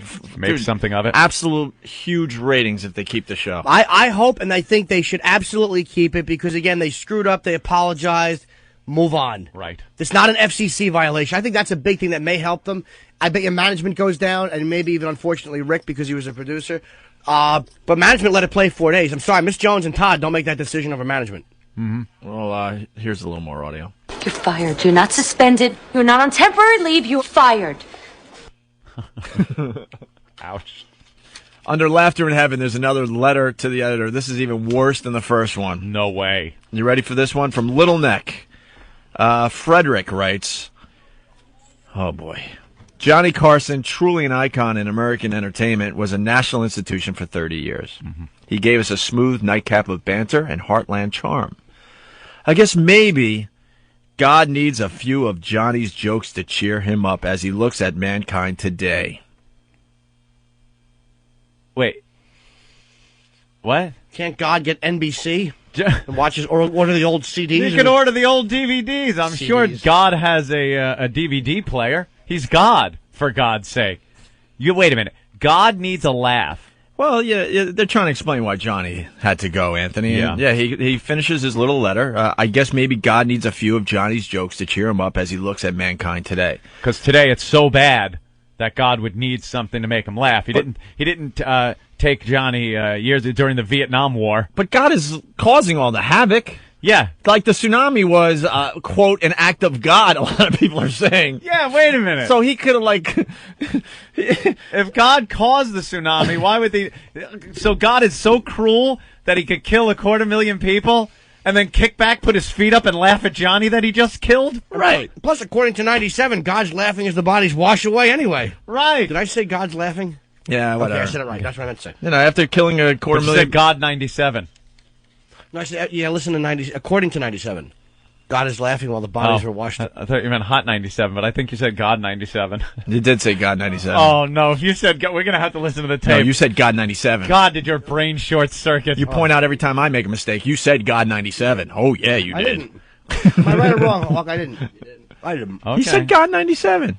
Hawk knows. Everyone says no. No. All right. Say no. That's how hot comes out when you got a big, huge whatever you're eating in your face. 4 hours from now, you will either be get right an or wrong. Apology from me, or I will laugh my ass off. 4 hours from now, I'll just ring you up. Okay, you're right. I'm sorry. You think Johnny is, instead of talking into a microphone to make God laugh, is talking into Pat's severed toe? Is it up there? It's got to be. But it led a good life. I guess maybe God needs a few of Johnny's jokes to cheer him up as he looks at mankind today. So he kills 250,000 people, and then he wants to sit back and enjoy a few one-liners. Yeah, why not have Johnny just send him the jokes in like he does to Letterman? Man, that's awful. Tsunami. That is just awful, awful stuff. What do you do to Nami when he hits you with his car? That's really good. I didn't know I was working with such a talented guy. Wow. Dude, that's pretty damn funny, man.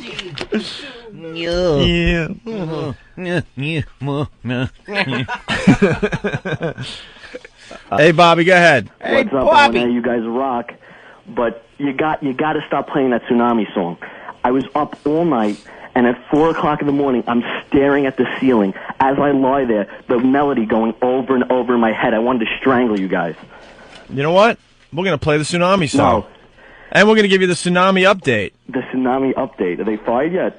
They're suspended. I'm very suspicious. I'm wondering... Well, we'll get into it next, but I'm wondering if the company's going to try to ride this one out. They could Which try, would be a brilliant move, by the way, but I just don't know if they have the balls to do it. Not after tomorrow. There's going to be some kind of press conference. Yeah, why don't we take a really quick break, and we'll give you the Tsunami update, because this is a soap opera. This storyline's coming and going. All right, should we play the Tsunami song and then give the update?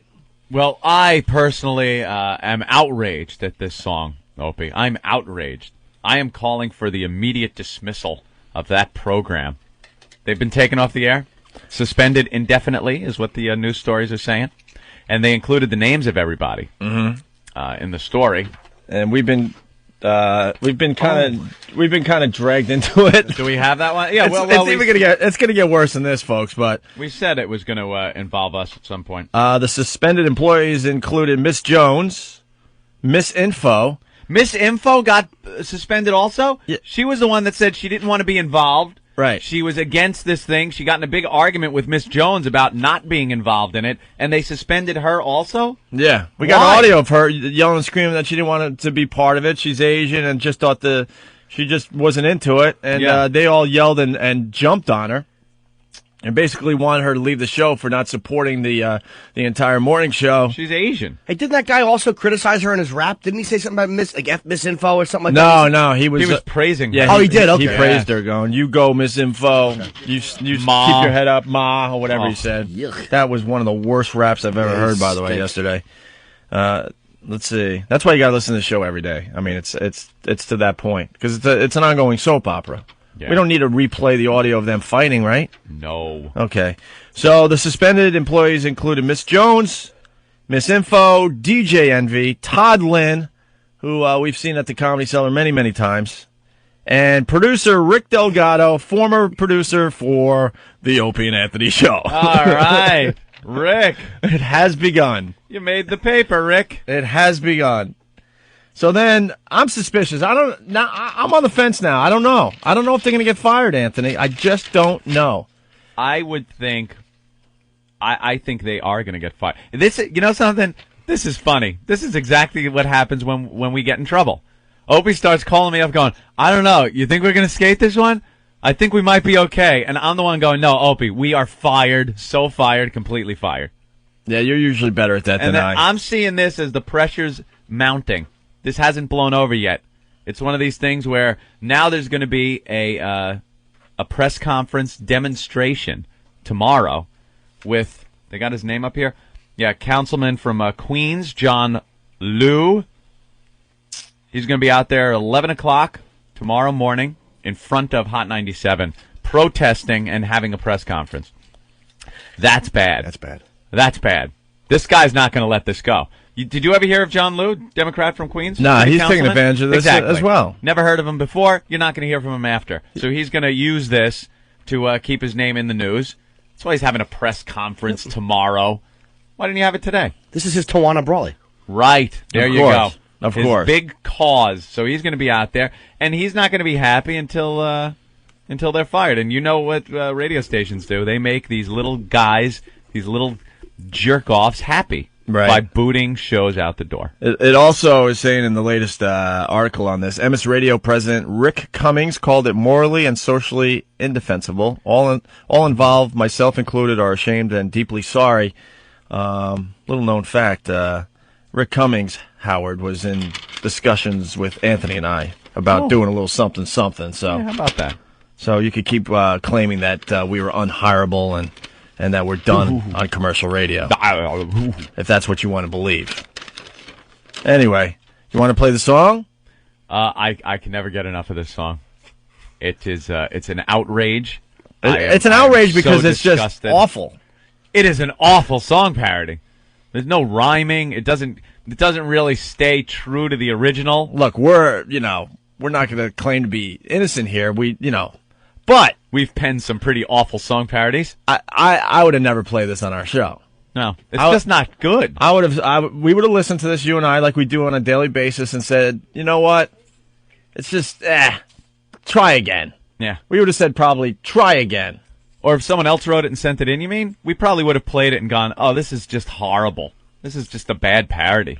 And there are a bunch of pussies over there because they have no problem saying chinks in the song. Yeah. But then they say African Americans. Africans. Why didn't you say niggers? Africans. No. Why didn't you say niggers? Because that's a derogatory term. You guys are so brave. Why not? Right. But you have no problem saying chinks. Chinks. Yeah. You're going to use racial slurs. Fill the song up with them. We would have. Right. We would have. Mm-hmm. Even if we were black. Really? Yeah. Let me think about that. I would not be a party to this show if I was black. Would be hanging out with you racists.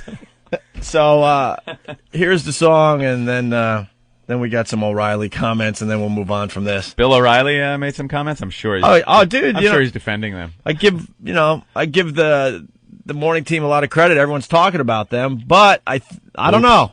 You say they're definitely fired. I say definitely they will be fired. I think they're still weighing their options right now, seeing if they could weather this storm. The only reason they're not fired yet is the station itself and upper management are having discussions on who they're going to put in there, how they're going to spin this when they do fire them.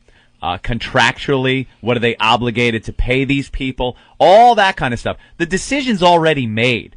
They are gone. It is made already. The only delay is logistics. That's it. I've seen this too many times. So when they get fired, yeah, that's when we will definitely enter the story.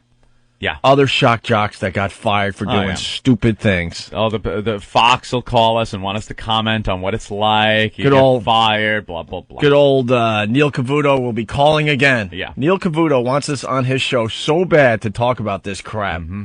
What are we going to say? Donnie Deutsch will call up again. Yeah, could you retape your interview now that the one you did's old? Yeah. You watch the CBS morning show when they come in and interview us. That's going to be probably a big part of what they talk about. Probably. That's cool they're coming in Monday. We'll go, yeah.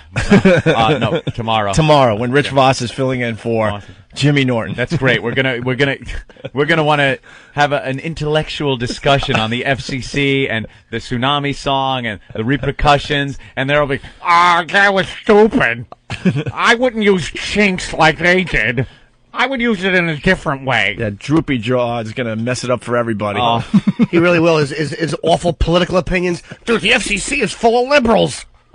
Yeah, that's what it is. Good point. Did you see my Star of David tattoo? Did you put that on the news? We always argue, like, you know how I feel about the left. They annoy me. But let's be honest. The FCC is conservative right now. It's right. The conservatives are bad on censorship.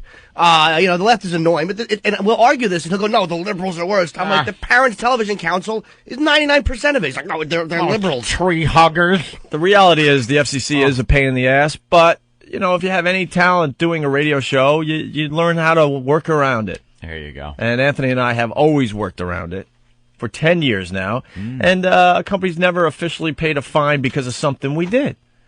They did pay that fine for a lot of incidents. Yeah, it was like all the Infinity stuff us lumped in but with it wasn't. Howard it was never violations. proven that we were guilty of what we did. Convicted? No, never convicted. Is that a technicality, you think? Yeah. You really think so? I think it's They would have never found us guilty of that. I think it's Anthony. a little rationalizing, but the truth of the matter is, yeah, it was never one of those, pay this fine for what they said, all right, we'll pay the fine. People were outraged, but you can't fine us because the sentence, he's doing the balloon knot, made it on the air. And that's what it comes down to. Yeah. You just can't. That's not what the FCC is about. You just can't. No. Language-wise, that broadcast was fine. Here's the awful, awful song. All right, let's listen. And as a news program, we're allowed to play it, so we could comment on how awful this is. I'm disgusted. The lack of talent.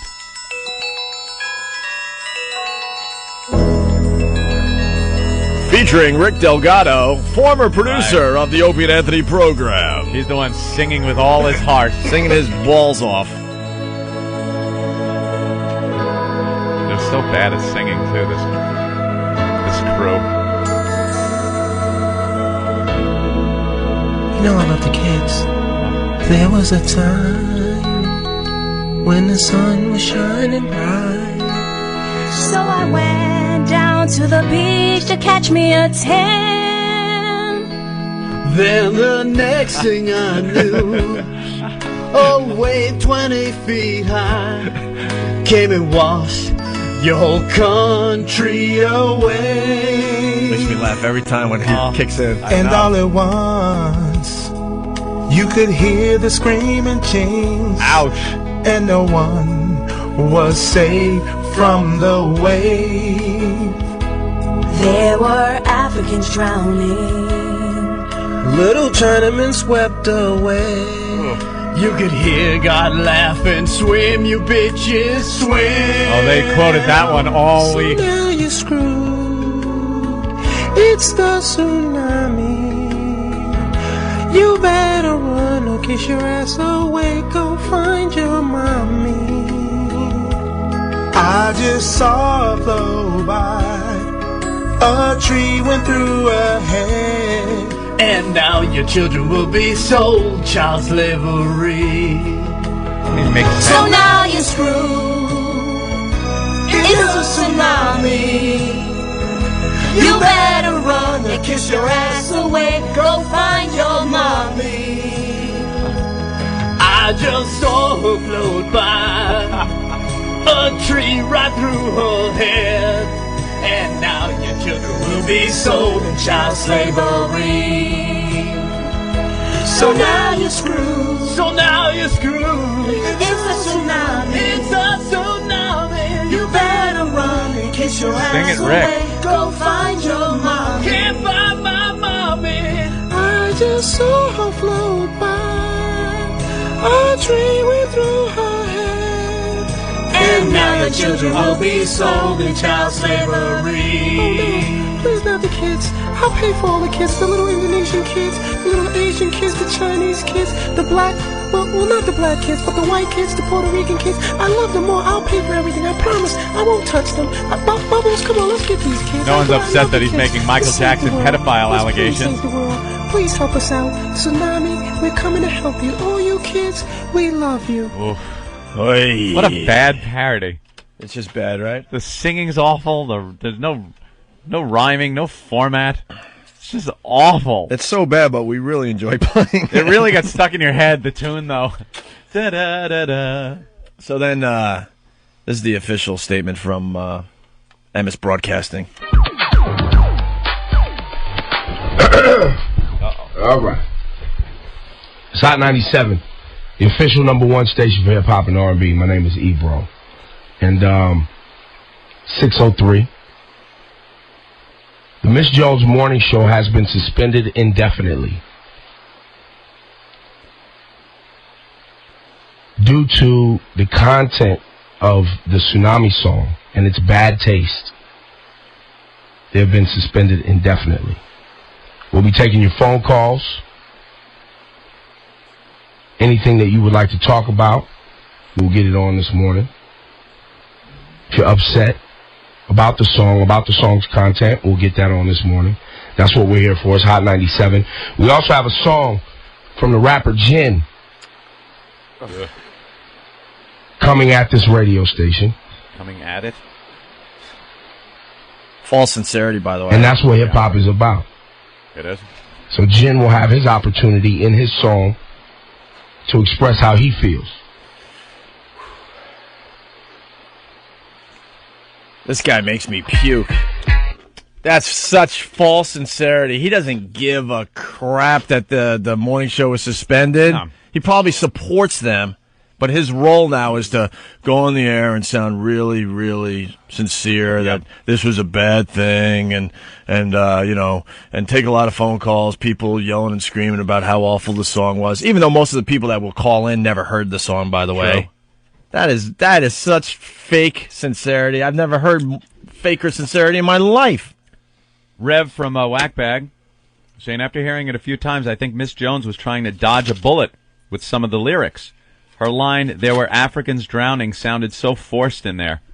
You think maybe she would put that line in there? Because, like, look, see, we're making fun of our own people, too. Possible, because I didn't remember hearing about a lot of Africans, unless one of them is one of those places on the continent of Africa. I don't even. Yeah, it was. Oh, what? All right. Yeah. Shows you how much I know. Yeah, there were a couple of countries that got some of the tsunami in Africa. You know, God bless Hot 97. They're taking advantage of this situation, you know, and they're running with it. But you know, get a guy that's a better actor. That guy could care less. Better actor, like Rich Vaughn. Right. Guy could care less. I'm outraged. A lot of people were outraged, and we'll be taking your calls, and you could express your feelings, because that's what hip-hop is all about. Anytime someone says, "Shut up," that's what hip-hop's all about, it's absolutely not what it's about. Jesus. I thought it was about, like, a bunch of guys driving around in big SUVs with the windows tinted, throwing their guns in the gun traps when the cops pull them over, and shooting people in front of automotive museums and in Vegas. Isn't that what it's about? In the end, it's just music. Right. Let's calm down. It's just music. It may have came from a place where they're talking about their neighborhoods and the streets and stuff, but most of the rappers out today, they're so removed from their past environment. It's not even funny. It's about a lot of anger. There's racism. There's sexism, violence. That seems to me what hip hop is all about. You know, all the really good hip hop songs, the popular ones, the ones that people remember, are really about awful things. No, hip hop is about the booty. The booty? It's about the booty. It's about the booty. And it's about the bling. Mm-hmm. And that's about it. Killing cops was a pretty popular subject a few years back. I used to love listening to NWA and Ghetto Boys. It's not about being fun polite stuff, and that was really hardcore. You know, it's not apologetic at all or pandering. No. That's what it's all about. Not getting the community together and helping. Just stop it. Stop. It's angry. Like when you hear like Will Smith, man, like sometimes like Girls of the World, that guy would come at you, man. Like, whoa. Getting jiggy with it? Yeah. Wow. Nah. He was very hardcore. Getting jiggy with it. Way to pick a current song, you idiot. I would have to lunge and turn the volume down because I didn't want any kids hearing that. There may be a better example of maybe a song that came out in the last decade. Who knows? Jesus. It's like Jimmy's going to know. I know. It's just funny to hear. You hear that, though, you'd be afraid he was going to break into your house and knit an Afghan with your grandmother. Yuck. All right. Bill O'Reilly. You know, that too legit to quit. Why don't you get a current song like that? Well, you said getting jiggy with it. I just said, I said Girls of the World. I really am an ass. That was when I was still drinking back in like 86. And he actually changed the lyrics, by the way, of that. It used to be, I hit her with a trash can and ran like hell. And then he changed it to like, so then I handed her my wallet and ran like hell. Of course he changed it. All right, well, here's Bill O'Reilly last night. Bill O'Reilly. Robert Reeves, Ocean Springs, Mississippi. I found that radio parody of the tsunami victims disgusting. It amazes me that a hip-hop station would create such a racist song. Christy Petty, Johnsburg, Illinois. Bill, I think the idiots who created the song are very wrong. However, being a fool isn't against the law.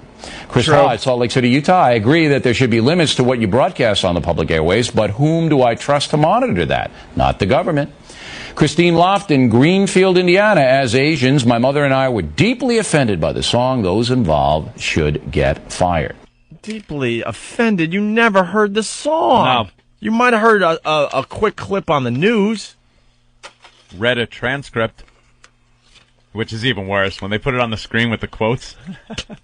And you got to read on CNN, screaming chinks, and know that Rick Delgado's pen wrote that. But it was like, what is this obsession people have with silencing what they don't like? It's like when Ice-T sang Cop Killer, I thought it was an awful song, and it was rude and vicious, and I'm very pro-cop, but I didn't want him for one minute not to be able to have it played on the radio or not be able to sell his, or want him in trouble for it. A lot of people did, though. A lot of people came out against that one. Absolutely, but I disagreed with them. It's like, you can't censor what somebody says, man. It's unpopular speech has to be protected. I'm sorry. Right. Absolutely. Of course. But the difference is, when you work for a radio station, it's their decision. It's management's decision whether they want that type of material on their station. So it really doesn't come down to a freedom of speech issue. Right. They do have the freedom to play that song, to voice that, but it's the station's prerogative to fire them. You're right. What I'm saying is this obsession people have with wanting it silenced. Right. Like, that's what bothers me, is people who say they're offended by. I never have wanted anybody to not be able to say what they want on the radio. There's never been a song that I was so offended by I didn't want played. And I don't think for a minute that management wanted them fired because of the content of that song. Yeah. It's the pressure from these people that you're talking about that want this all nice and milquetoasty. You know, the reality, a lot of people talk about the FCC these days. You know, when I'm sitting here doing a radio show with you guys, what I worry about is not the FCC anymore. I just don't. We understand. Well, and obviously we're on satellite, but even if we were on commercial, I don't worry about the FCC as much as I worry about the company that we're working for. Right. Because in the end, they're going to be the ones that destroy our careers again. Mm-hmm. It's not going to be the FCC. It's going to be, you know, some bigwigs, and you know, I have to say because we're here now, but XM Satellite is going to have a problem with something we do. It's going to snowball. And next thing you know, we're going to get fired because it's too much of a hassle to keep us. Pressure from it's not going to be the FCC. It's just not. Nope. You know, people are focusing on the wrong thing. If you're talented in radio, you could do a radio show and keep the FCC out of your hair. But you got to worry about the bigger issue, which is, you know, these huge corporations that you know, own the station you work at. You say something a little racially insensitive, sexist, homophobic. Things like that. That's the stuff that gets you in trouble now. Right. It's not the cursing. It's not the sexual content because, you know, quite frankly, we could say whatever we want as far as that's concerned. Right. But you start getting people getting very sensitive when it comes to their race and religion, things like that. Yeah, the reality is these guys should not be fired. Or, well, I mean, we were just what I want to say was it's not an FCC issue. Basically, No, it's not an FCC issue. They shouldn't be fired because this is against the FCC. The FCC will stay out of this because there's nothing there. Should be fired because that song stinks. There you go. Get a show that has a little more talent. Jesus. Like LL Cool J said back when he did radio. Boy. Yeah. So fired. The Tsunami song has just gone international. Really? Yeah, I guess the BBC is now reporting on the Tsunami song. BBC. Wow. Yes. We are obsessed with the Tsunami song. Once again, American shock jocks in trouble, don't you know? Meh, meh. We don't do those kind of things here. Meh, meh. They're so prim and proper over there. Do they even have English shock jocks? Oh, look, I'm having tea with no sugar in it. Oh, I'm a barbarian. Are there English shock jocks? I've never been over there. They're probably shocked Like at the way one- Americans overreact. Really? Harry, Probably. Look what Harry did, and he apologized, and it was done. Mm-hmm. You say you're sorry. Look, it was awful what we did, but no, not in America. We're a They bunch moved on. They moved on. That's probably what they're shocked at, is what babies we are. in Yeah, this shouldn't country. Harry lose his job? What's his job? His job of being Prince. second in line to Prince Charles, who's The throne. next in line for the throne. Yeah. Yeah, rather. Hey, just a little swastika problem, nothing to really worry about. all right, one more bad example of singing. This guy's doing Neil Diamond real bad. On the boats and on the planes, they're coming to America. Haitians? Never looking back again. They're coming to America. Home, don't it seem so far away? Oh, we're traveling light today in the eye of the storm. Right, thank you. Are you aware that when you sing, you do a stabbing motion? Yes. Yes, I do. All right, enough of that. Tsunami, da, da, da. Watch that tree go through her head. We're drowning in Indonesia. Little chinks are floating by. Drowning in Indonesia. Oh, little babies washing up on the rocks. Ain't no big surprise. They're all drowning with their slanty eyes. The wave hit so hard you knocked right out of your blue jeans.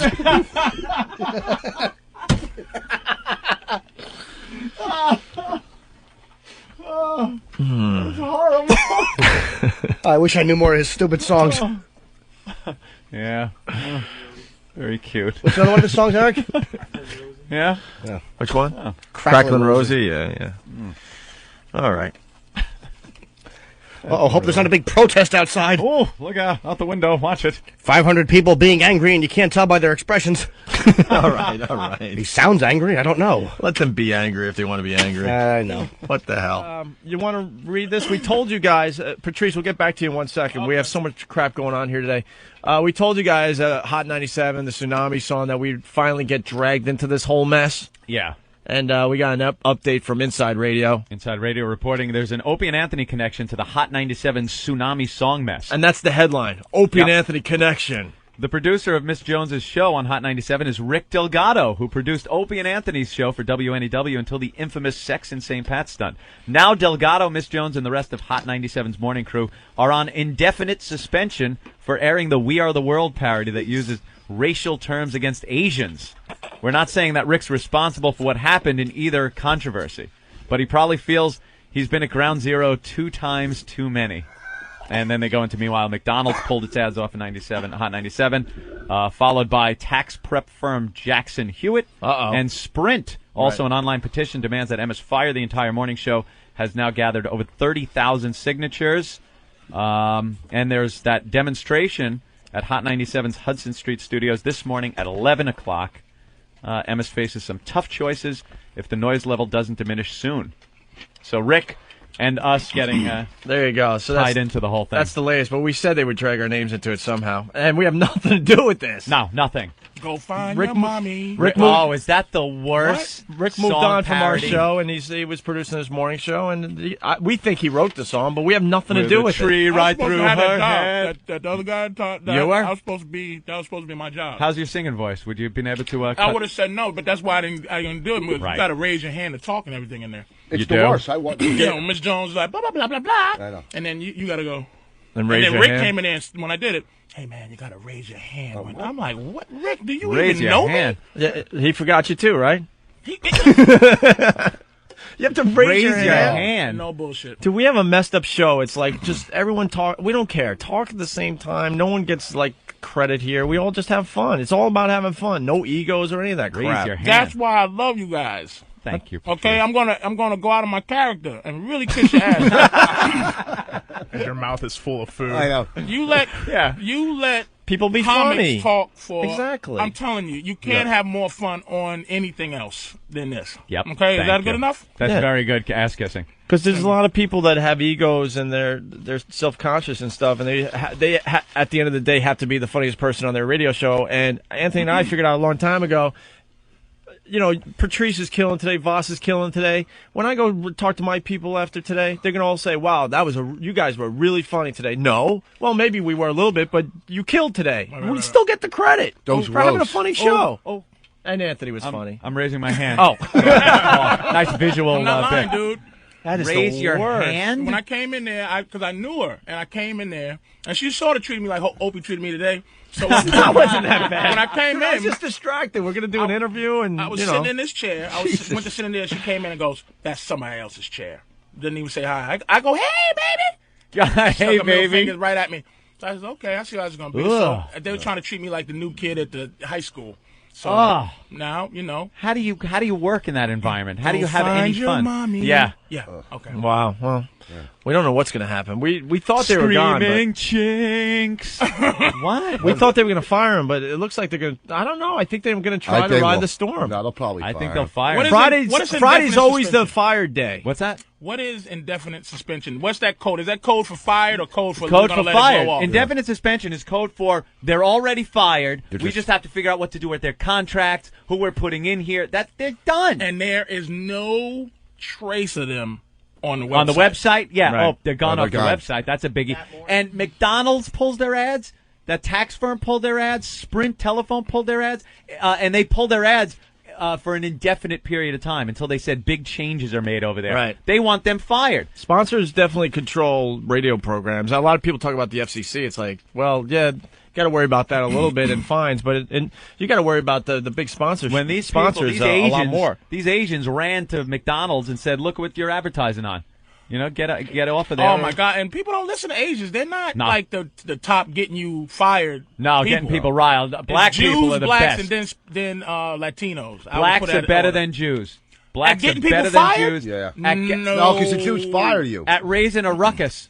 At raising a ruckus. Blacks don't get you fired as well as Jews do. I think if you make a racial epithet or a racial comment, a derogatory racial comment on TV or radio, and it's against blacks or Jews, blacks will get you in trouble faster than Jews will. But blacks don't get you fired. Black people go, okay, well, Blacks sorry. complain to the people that own the companies, which are the Jews, and then the Jews fight. I can't argue with that. I mean, you know more than me on that, but I just never felt like we I get think people Jews fired. take it a little easier. They're like, you know, Jews are more passive. yeah. You know, And Wasp heard about this thing. This is the thing, Chinese people, and then all the O'Reillys and the Right. and the Hannity They- and Combs, they and don't they start have talking. O'Reilly's such a hypocrite. Riley's an ass. What's wrong? This is. I'm not trying to just. This is annoying me so much. I want to spit in somebody's face. What is it? This way to tossing Delgado under the bus is right. annoying me so much. Oh, Rick. Well, hold on, Yeah. because what Anthony has to say is really good, Okay. but No, finish what you. but you're just, dude. This is what the show's about. It's a cluster F. We don't mind, so go with it. What happened? I mean, we kind of know what happened, but Rick Delgado is our old producer when we were doing the WNEW thing, and we told you that eventually our names would be thrown into this whole Tsunami song mess that we've been kind of following along on our program, right, Ed? Yes. And, they still haven't fired the morning show at Hot 97. I'm starting to think that they're going to, attempt to ride this out. And I think they're going to throw good old Rick Delgado under the bus and say, hey, it was all Rick, our producer, and, we'll fire him and everything will be okay with the world. And But then the they'll bring people back the advertisers and everyone will be happy. They were upset with the shooting Asians line, and that wasn't Rick. You know, they were upset with the way that Misinfo was being yelled at and mocked for not wanting to participate in the Tsunami song. And that was Miss Jones that said that. I don't see how anyone can skate on this by throwing one of them under a bus, like Rick. This is the letter. I'm an informed insider. I feel compelled to tell what is actually going on. Well, this is a letter that's being sent all over the internet, by the way. Yes, on hiphop.com or whatever it is. Miss Jones and Todd Lynn had nothing to do with the writing or production of the Tsunami song. The song was written and produced by Rick Delgado, who is the producer and supervisor of the morning show. Everyone involved in the production participated under duress. Because we all know, being in radio, when the producer says, you better sing, we all sing. Under duress? What type of duress? How is Rick going to force people to sing these songs? What does he say? Sing, or I'm going to rub my Bob's big boy hairdo on you? These assholes. That's not.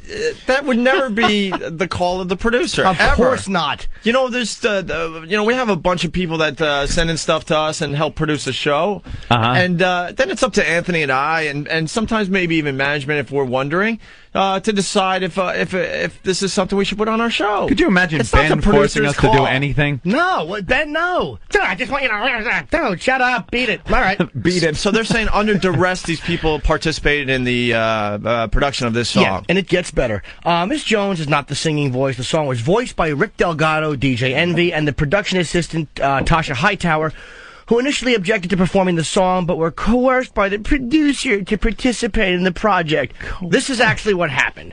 The truth is, Todd Lynn may have made a mistake in his shooting agent statement, but he nor Miss Jones had anything to do with the written production of the Tsunami song, nor are they racist.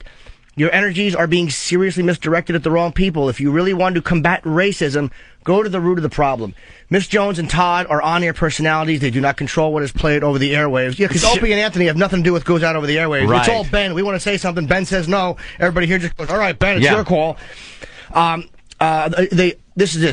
This is a producer call, i.e. Rick Delgado, who was also the producer of the Opie and Anthony radio show, which was taken off the air for similar antics. These scumbags at MS are trying to ruin Rick's career by saying that he's the only one who did it, and they're trying to figure, hey, Opie and Anthony are bad guys. Let's rope O&A in with this. Tie it into them, right. And try to focus it on you, these fucking snakes. Yep. And I'm not knocking Todd or Miss Jones. This is the management, the upper management. This is not the on-air people. I am writing this because I can no longer sit back and watch as two people who made a judgment error be touted as racists and called the Tsunami 2. Please forward this email to everyone you know. No one heard that. At the very end, it's just please be proactive in looking for the truth and not reacting and condemning the two radio personalities. The producer did it, Rick Delgado. Let it be known. So you notice the one person this scumbag wants to accuse of racism is not black? That's who he wants to accuse of racism. Yeah. Is, of course, the, probably doesn't even know Rick is Spanish, but, that's... Yeah. We have tape of, what's her name? Miss Jones. Miss Jones, basically, yelling and screaming at the Asian broad, Miss Info, because she wasn't supporting the song as she was playing it. Isn't that like someone writing a letter saying, well, Opie and Anthony aren't the ones that had sex in a church, so they shouldn't be fired. Right. It's like, I would have loved that, but... It's a pretty thin defense. Dude, there's a massive hip-hop battle that is taking place in New York City, so I think MS Broadcasting is going to try to save this radio show because they're getting such exposure for the morning show that if they could ride this out, they will have a chance against Star and Buck Wild. Star and Buck Wild. What? Star and Buck Wild. Buck Wild. No, I really... Yeah. I'm serious. Because they came back to New York radio and everyone's like, oh my God, they're just going to clean up. And this is their shot, Hot 97, to stay in the game if they could, save this show. So now I'm thinking they're going to throw like Rick under the bus, like you're saying, and then and then say, see, we took care of the problem. And then now they could live off all the exposure and publicity they got for the Tsunami song. And I think they should save the show. I don't think Todd should be fired, or Miss Jones, or Rick. You want to go with management? Look, let's be honest. The program director is way over Rick. And if he didn't want to play it 4 days in a row, it never would. Rick cannot override the program director and play what he wants to play. Rick doesn't make the on-air personalities do anything. Yeah, this just handed to me, too. We just made the Daily News in New York. Who done it? There's been some debate over which members of Hot 97's Miss Jones morning show are heard on the parody Tsunami song that got most of the team indefinitely suspended. Critics who say it really doesn't matter which specific voices are heard, which I agree with, right, Ant? Yeah. held a rally outside Hot 97 Friday to demand the dismissal of the team. The song's ethnic slurs and jokes about tsunami victims have also led several advertisers to temporarily pull their spots. The station said Friday that while the team is suspended, their salaries will all be donated to tsunami relief efforts. They're going to try to save the show. Miss Jones has apologized for my poor decision to go along with playing the song. Going along, she was more than just going along. She was just railing on anyone that didn't agree with her decision to play the song on her show. Of course.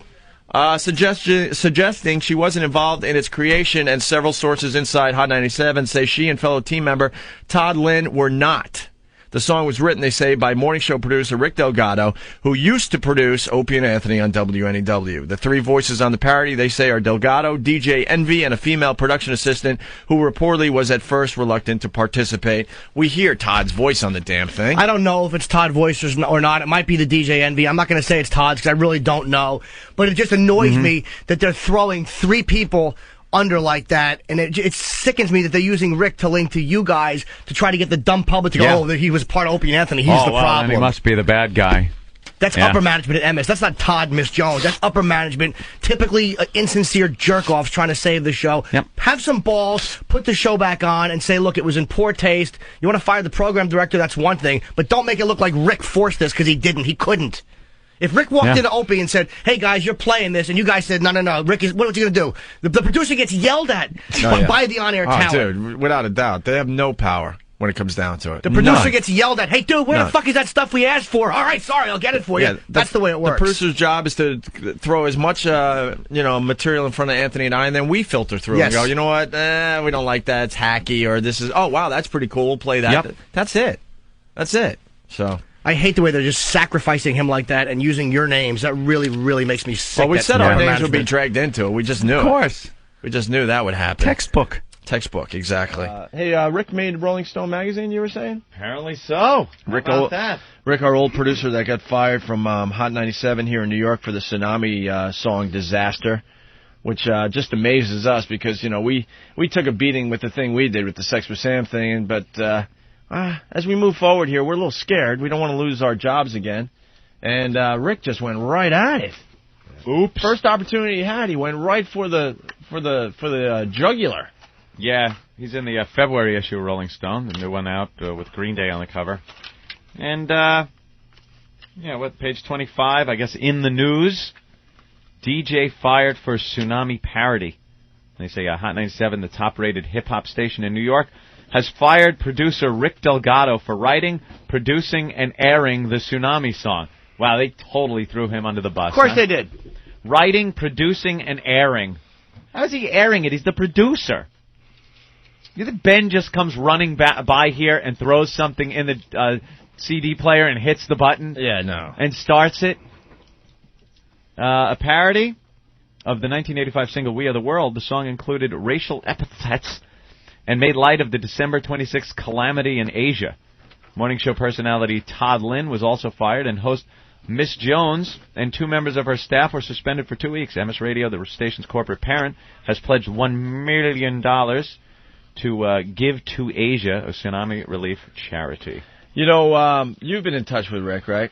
Yeah, a couple of emails back and forth, phone call. Yeah, I don't really talk to Rick anymore for whatever reason. I don't really know why, but I don't really care, to be honest with you. I'm quite pissed off that it took him so long to give some of our stuff back after we got fired.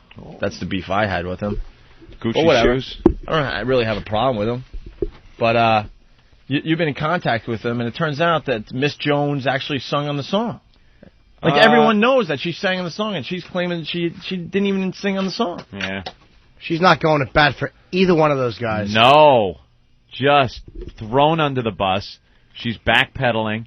She was saying stuff like, the song, in some people's opinion, the song was funny, but not ours. Well, you're the host of the show. If you don't find it funny or entertaining or you found it offensive, you shouldn't have played it. Because she had final word on what gets played on her show. So that song gets played, it's her responsibility. She is the Capitan.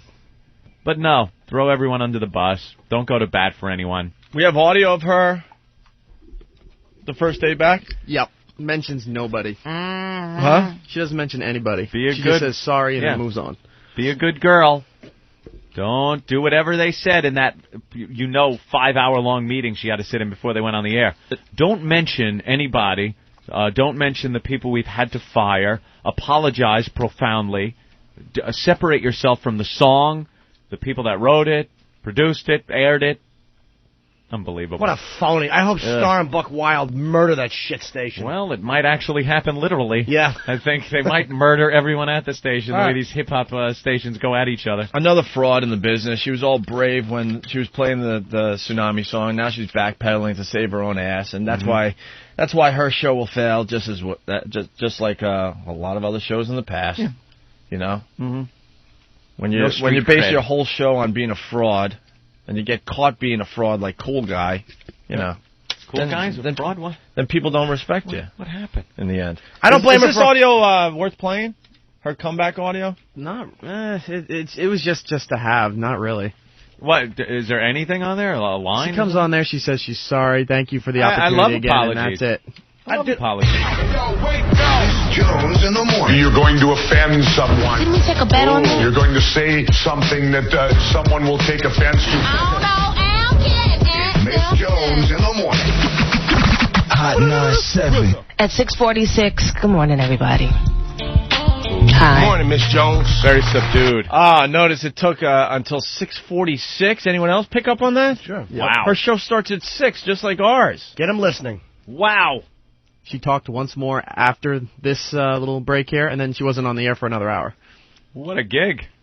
Jesus. How do we get that gig? Mm-hmm. Oh, we already got the best gig ever. Getting paid for 2 years to do nothing. And to me, apologizing is acceptable. All right, you screwed up, you got to apologize. But just the way she just doesn't care that Todd is gone and that Rick is gone, and the way she backpedaled like she had nothing to do with it just makes me want to retch. I hate the never acknowledge the people that got thrown under the bus thing. You know, the people that were fired, other people. When we got the boot from AAF up there, I think Ozone was the only one that mentioned our names. Yeah. You know, everyone else just listen to Dave and shut up about them, don't mention them, and John got in trouble for that. Yeah. For mentioning our Because he names. knew it wasn't right. No. He knew In it this wasn't situation, this hog should have said something. Woo! Yeah. Turn the music down, please. I need a moment. Serious. First, I just want to say I'm very, very happy to be back, and I'm grateful for the chance to be back. And I want to once again apologize from the bottom of my heart for offending y'all. Y'all. And especially the families and the friends of the victims of the tsunami. They're listening. We are so sorry. We got Hot 97 in Asia. Yeah. Although I didn't write the tsunami, I didn't sing on it. Some people thought that was me singing. It wasn't. It was in very, very poor taste. And we all showed bad judgment in airing it. Oh, well, at least you It was a bad thing to do. And we hope you can forgive us. You're a phony! Hey, this guy's a great big phony! Hey, you're a great big phony, you know that? That's right, you're a big fat phony! Now we used it, Eric. Yep. I wish we used it for Cool Guy, but we still got to play it. Well, I apologize. 7 o'clock. Happy weekend, everybody. Welcome to it. Yeah. Pretty big day for us, too. Once again, thank you for the chance to be back here. I know it's Valentine's Day weekend, so I've kind of prepared for the event. We've got Dr. Jeff, our love specialist. Actually, he's our life specialist. He helps us in crises. Is that even a word? I think it's crises. Crisis. He helps us when things are bad. Yeah, word up. Word up. He's going to be coming in this morning bright and early. Hey, we got a lot of people calling, like just welcoming you back, and people want to talk to you. Oh, good. All right. You want to do that now? Yeah. Hello? Good morning. Good morning. I'm glad to hear you that you're back on the air. I was dying every day that you wasn't here. But definitely have a good day today. And just keep doing your thing, girl. Don't let them get you down. Thank you. Okay. I appreciate that. Bye-bye. Bye now. Hot 97, you on with Miss Jones. Good morning. How you doing? Good, thanks. How are you? Not too bad. I'm one of your faithful listeners from New Jersey, and I am telling you from the bottom of my heart, when they took you off the air, it hurt me. And it's an honor and a privilege and a pleasure to have you back on the air. I swear to Almighty. Oh, my God. Look, we've been in radio a long time. They set up a whole string of phone calls to kiss her ass to make her feel good. That's how it works. Whoa. That's what we need, a groveling West Indian listener. Was that from her handful of nitwit listeners? Didn't know she was married with a Tsunami song at home. That's all this is. They decided, all right, we'll string a bunch of calls together, welcoming you back, kissing your ass, telling you how sad they were that you were gone. I just want to say welcome back. I was going crazy with you off the air, and I just want to say swim, you bitches, swim.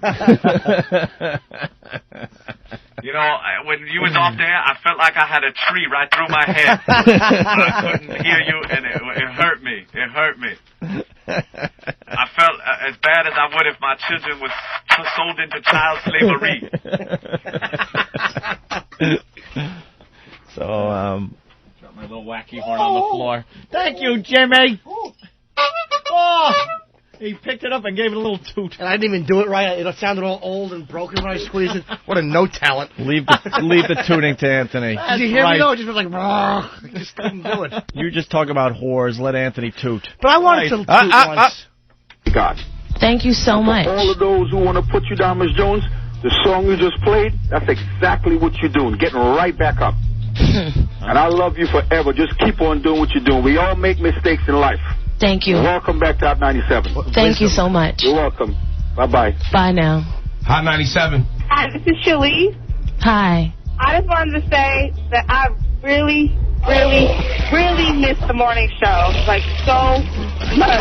All I drive for every morning, and when this show was gone, I felt so lost and abandoned. Oh, thank you. I feel lost and abandoned, too, actually. I did.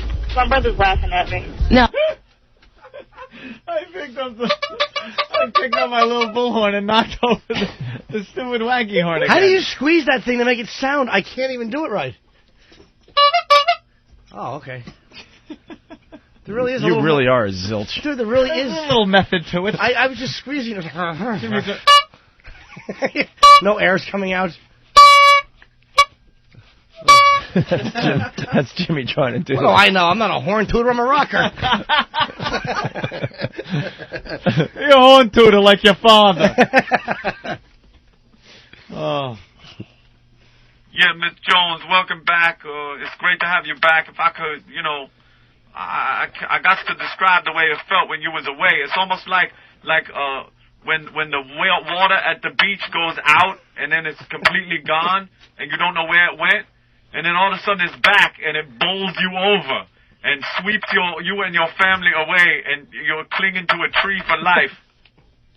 Yeah, it's kind of like that. Oh, don't laugh. Sorry, Alan. Thank you for missing us. I miss Miss Jones. I miss Envy. I miss Info. I miss Thailand. I miss everybody. I'm so glad you're back. Thank you so much. I missed you. I'm so happy you're back. Thank you for coming back. I love you guys. Thank you for having us, and we love you back. Thanks. Thank you. Call holla at Miss Jones. Something like a red hot. Did you hear that? The girl called in and said, I miss Todd Lynn. And Miss Jones doesn't acknowledge it. No. Oh, thank you so much. I miss him too. It sucks that he's gone. No honesty whatsoever. Nothing. That's why she'll fail. She's having her moment in the sun, but trust me, give it 6 months. I swear Star and Buck Wild just trounce that station. Trounce it. Mm-hmm. Thank you. Call holla at Miss Jones. Something like a red hot comet landed on the show. Yeah. And just blew it to pieces. People really are. And it was hard work getting the right players here. But, I guess we just got to dig back in. Dig back in. That's really good. Really informative. That's pretty much what she acknowledged. That's all she had to say. Yep. Took us a while to get players. Biggest radio story of the year, and that's all she has. Yep. Which proves she'll be gone in 6 months. Gone. It's a business filled with cowards. Filled with cowards. gone. Man. Done. Mm-hmm. And then in other Opie and Anthony news, our old producer, good old Rick, has a new job. He does. And he's making the news and TV in San Francisco. Oh. Tsunami song producer to start Bay Area morning show Monday on Wild 94.9.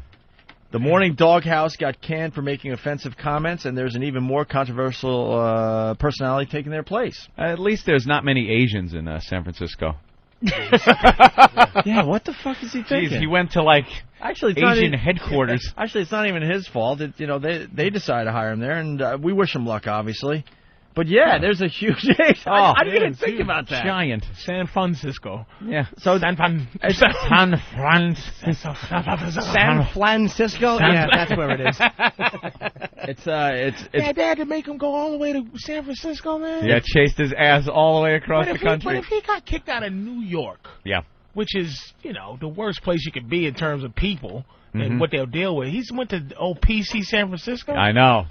Oh. They're gonna love his friggin' gay songs and stuff. Oh, poor Rick. I'm so gay. Remember that one? We love that one. With his AIDS references and everything else. Oh, they'll love him there. So a lot of controversy. I think he's just hoping that all the people that listen don't have the strength to pick up the phone because they're having a bad day. Oh, my God. Oh, my God. I'd love to complain, but I'm just going to pet my dog and wait for my friend to come over. Oh,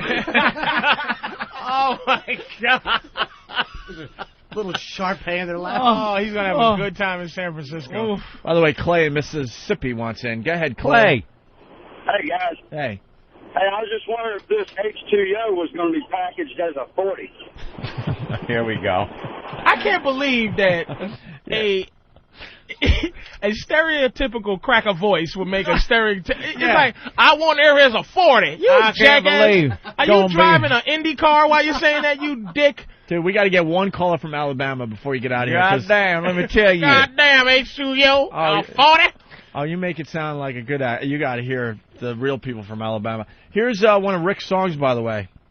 Which one? He's going to be in the San Francisco market. All right, San Francisco. Here's what you can expect from our own Rick Delgado. Why y'all doing that? His voice, his words.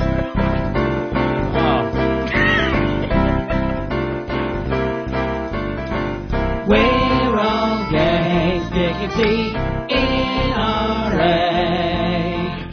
T-cells low, we got the HIV. Welcome to Frisco. It's a great way to lose some weight on our way to Christopher Street. Why don't you have him cancel his ticket to San Francisco? Dead in days, lesions all over my face. Pound my eggs and grab some AZZ. You can watch my life wither away on our way to Christopher Street. And how does he go? On our way to Christopher Street. On our way to Christopher Street. Wow. Oh, my How do you get past one verse? Right. Like he's brainstorming. Wither away, lesions. In all fairness, I think he wrote down AIDS key phrases. Dude, in all fairness, we love that song. It makes us laugh a lot. Oh. But you just got him fired. You just got him picketed. Oh, they are not going to play that when he gets there, I'm sure. Somebody is drawing a picket sign right now. Knowing Rick, though, he's the type of guy that'll start the show, he's with that. Is he going to be on the air? Or is he just producing? Or I don't know what the deal is, but he'll start with that thing and it's okay. Hey, this is great. Play this.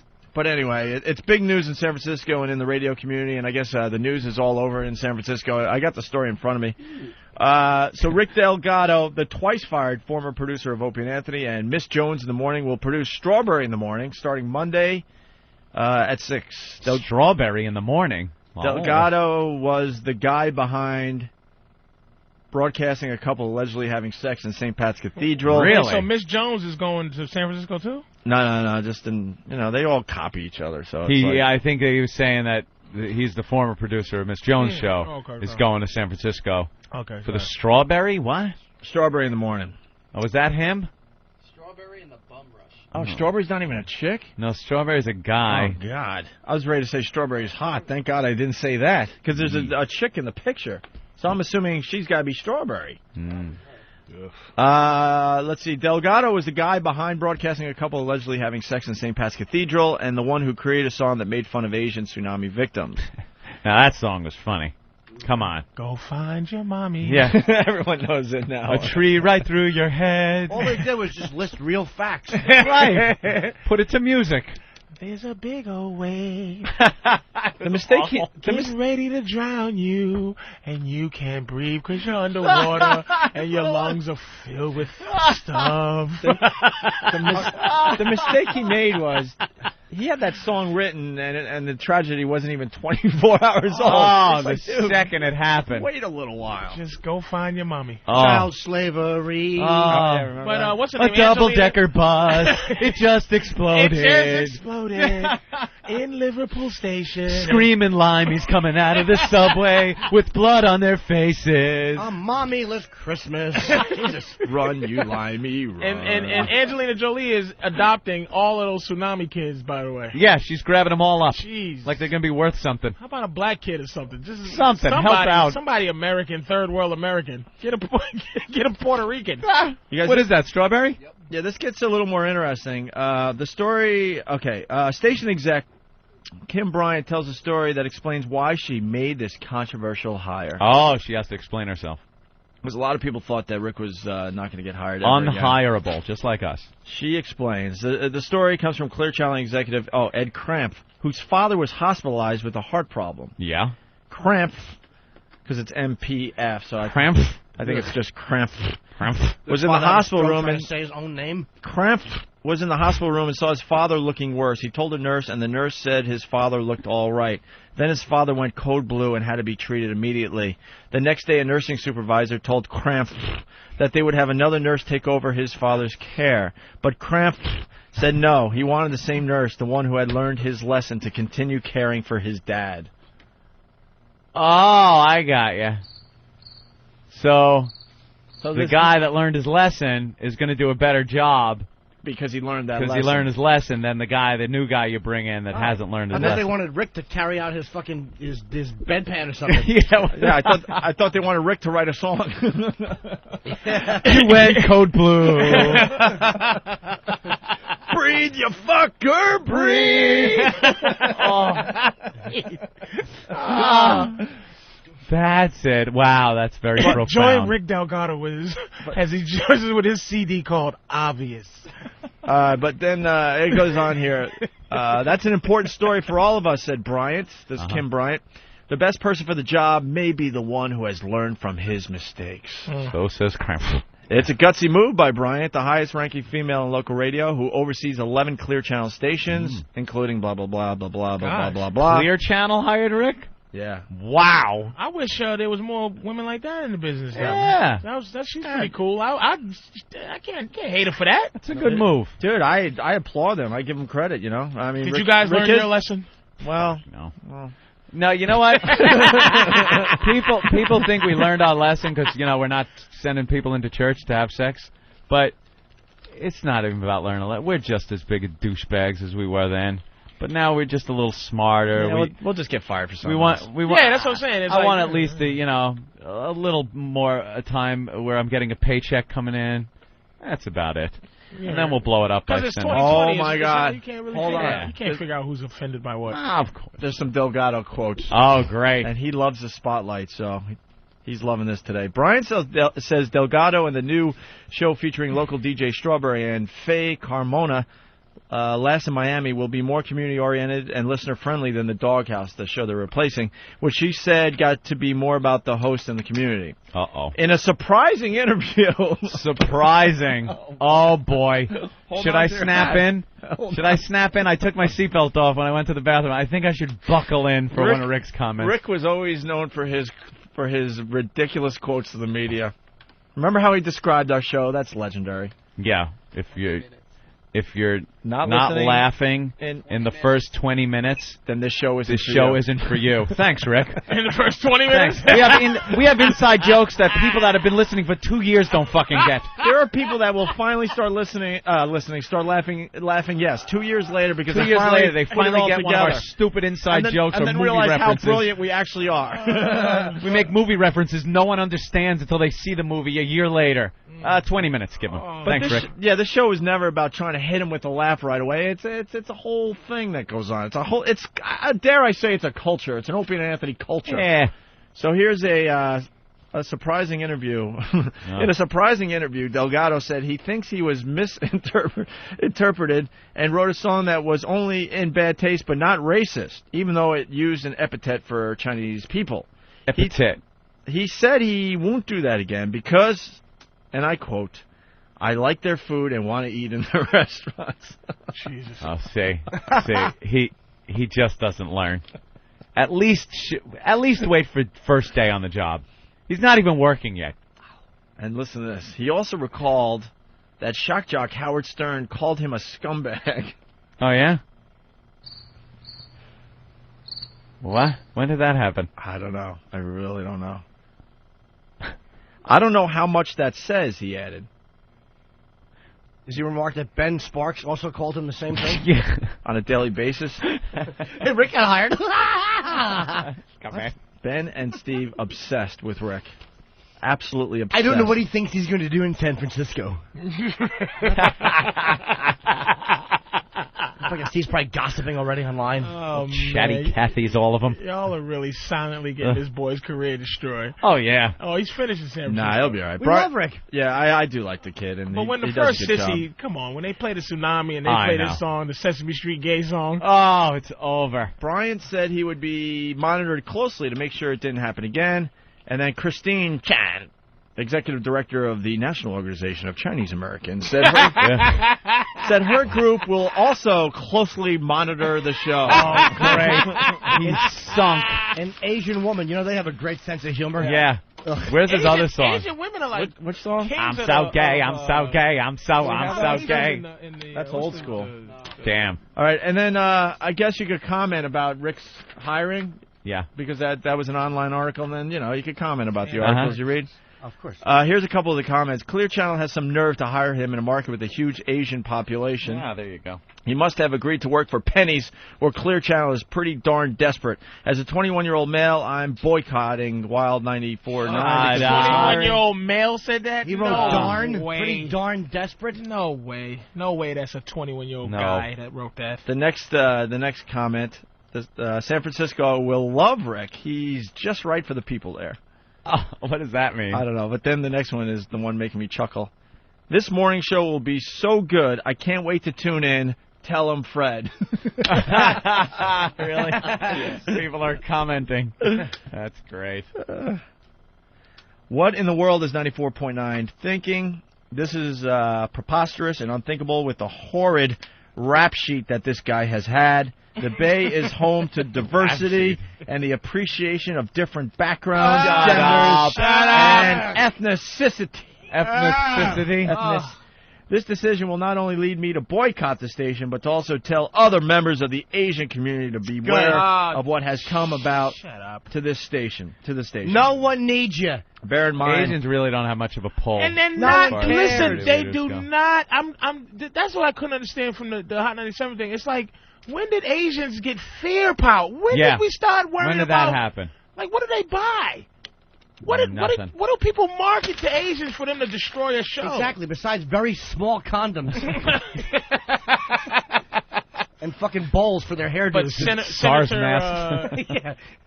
Only thing that Asians make me laugh is that when there's an Asian with an American first name and their regular last name, like Jacqueline Wu. Arthur Chien. Teddy Cho, line 3. Peter Cho, line. Yeah, what's that all about? Teddy Cho, line. Oh my God. Marty Yang. Marty Yang. Let's go to Marty Yang for the story. Stop it. You know it's a white dad and an Asian mother. Yeah. I don't want to lose all my culture. All right, we'll keep the last name. Marty Yang. Hello, yes, this is Marty Yang, and I like to say, what? Marty? Yang? Stop it. Your name's Marty. Spell your name. 2 squiggle lines, 4 bricks, and a question mark tied in a knot. Yeah, all of a sudden they got like fear power, where people now, you got, watch out, they're going to boycott. Yeah, they boycott. I mean, not to say they can't make. I mean, they got people fired from the but. I mean, it's a lot of them, but they're not up there yet. Like the top fear goes to Jews. I said this before. I think black. I think black. Black is second. No, I think black is first. Absolutely not, man. Not in society. Jews get you fired. Black people make you nervous, and they could get you fired. You come off looking like a racist, it's worse than coming off looking like an anti-Semite. Absolutely not. No, I think, effing way. I think in so. Show business, I got to agree with Patrice. I'll tell you why. Right. Because when you look at Marlon Brando, the Jews run the business. Well, yeah. Well, but Marlon Brando said it wrong. But what he was saying is every ethnicity has been stereotyped. The blacks, the Italians, everything but Jews. He's like, you never see that stereotype portrayed in films like you would blaxploitation movies or The Godfather or Goodfellas. You never see that Jewish stereotype. I would have to agree and say that that's the most. You think if there were 3 Jews walking in Howard Beach and one of them got beat over the head with a bat, do you honestly think there'd be an outrage and marches and Reverend Al type? Different kind of. It's like black people are afraid of black people's You can marches. just stop right there. They're afraid of our afraid of black people. as a group when we galvanize to not like something. Come in the neighborhood, they're afraid of Jews in terms of, did he just say anti? I think celebrities should be more afraid of Jews. Maybe the average racist should be more afraid of black people. We'll give and take. I think as far as maybe I'm just thinking more on a personal level as far as radio goes. Let's say radio. You should be more afraid of Jews than black people. No, I'm with Patrice. I think no. Yeah, you know why? Because if there's a Jew that's in charge of the radio station, let's say, he will definitely take it as. Yeah, let's just say there is. The CEO of this company. He will take what is being said, even if it's negative as far as Jews go, because it's working, it's getting ratings, and it's making money. Let's just say. But you're talking about the one Jew who's making them. The one that's making the decision whether to pull the plug based on complaints. Like your Howard Beach thing, I think if you hit like no one likes the curly Q Jews, the ones with the coats walking around. People just want to see them get beat on top of their stupid top hats. The Hasidic. The Hasidic. The Hasidic. With the curly fries hanging from the side of them. The Hasidic. The top of the stupid. Give me that dumb top hat. I think we keep going. We're going to find out what's worse. All right, you know what? But it's like black. I agree. Black people in terms of. Like, that's why, like, Abner Louima, Amadou Diallo, this is why, now, look, I tend to believe that those particular cases are worse than Rodney King. That's why I feel. Right. Shot 41 times and the plunge in your ass. But they're African and Haitian. Right. They're not, they ostracize themselves from black people. When black people get on your ass, it's serious business. But we get on your ass in terms of a social in the street level. Oh, you did this to a black person, so a cop choked a black kid, so we're gonna come after him, galvanize. But when it comes to this, show business or one guy saying something and it's anti-Semitic put on it, you're done. But blacks can get it in the news and keep shit in the news and pressure it over the long haul. Where you are, you just whittle away at the bosses wherever you are, and you wind up getting your ass thrown out of there for something you said. Or the only difference with Howard Beach is I don't think that Jews being beat up would tap into that white guilt, and I think that's a big problem with when because there's such a history. Like the liberal whites get so guilty, and I'm not blaming all liberals. I'm just saying that white guilt comes out, and that's why because black people don't really fire you. They complain until the white people running it fire you. That's basically the way it is, and it taps into that white guilt. Well, look what happened. I think the black guy that beat up Yankel Rosenbaum, he just got out of yeah, beat him up. He beat up a Jew. Was this guy Yankel a Jew? Killed him. Well, he like they did make an error at the hospital too, and he wound up dying. They didn't find a stab wound for hours later. Oh, really? So they were saying, he's just complaining. That's what they do. Yeah, my side. I feel a pain. Oh, always complaining. The man plunged the knife into me. God. Oh, my God. Well, you're finding the stab wound. My shoulder hurts. Gives me pain, but I don't want to complain. Jesus. Just a stab wound. Just a stab wound. But he just recently got out. And I think if it was the other way around and it was reversed, I think if a white guy was getting out of prison, you'd hear a little more about it. Like, why is this guy getting out? He killed a black guy. You know, why? I think in those terms, you get more flack from the black community. White guilt again, though, because Lemrick Nelson's black. Whatever the case is, you're getting less flack. Look at this 1,000-year-old white boy they just now putting up for the Mississippi burning thing. Yeah. It's like, what is that? Some now, sorry Negroes. Here's a little something for you. Little something for you. Here's a little something, Negroes. Time to rejoice. Oh, praise Jesus. They locked him up. Lordy, they locked him up. They finally, Gene Hackman is happy. William Dafoe is happy. That's what they did the movie for. That old guy, he lived his life. Who cares? He's 9,000-year-old racist. Yeah, he's a cantankerous old fellow. They're gonna shaking his fist at the cameras. You know those white the prison gangs. They're gonna make him an honorary like Buddha. I'll be the head muckety muck. We got us a hero coming in today, boys. What would you have done in the 60s? Yeah. This nigga stole my goddamn pack of cigarettes. What would you have done in the 60s? We'd have burned that goddamn church down. Holy shit. Oh, what's this newfangled shanking you doing? Newfangled? What's this newfangled shanking? With a toothbrush, a sharpened toothbrush? Well, goddamn. We should have killed them goddamn 3 civil rights workers with a sharpened toothbrush. Well, thank you, gentlemen. I love when they put him in front of, like, a woman, black, Asian judge, too. They get, like, where you know he's just sitting there going, my life is in this goddamn mixed breed hands, goddamn. She gonna be the one send me off to prison? And you know he's so back in the 60s, he's like, all right, do you plead guilty? I'm guilty. I did it. Of course I killed the niggas and them 2 nigga lovers. You see, I made a movie. I was Michael Rooker. Remember the judge in Mississippi Burning? These were caused by outside influences. We're not condoning them, mind you. Mind you. I played the Michael Rooker role. People think I was Stephen Dorff. I wasn't. You'd kill, would you, Frank? I wouldn't think about it no more than I would snapping a cat's neck. This is a private social club. Oh, my God. And ask them if they want to help save this country from the onslaught of integration. You know the system is they want to throw white children and colored children into the melting pot of integration, throughout of which will come a conglomerated, mulatto, mongrel class of people. Those races will be destroyed in such a movement. I, for one, under God, will die before I'll yield 1 inch to that kind of a movement. Yes, that was. That's the best. That guy has some passion. And you know they're nodding their heads at each other. That was in 1965. It's like, okay, when did that stop? At what point did his children say to their children, hey, man, we can't be making those speeches? It didn't stop.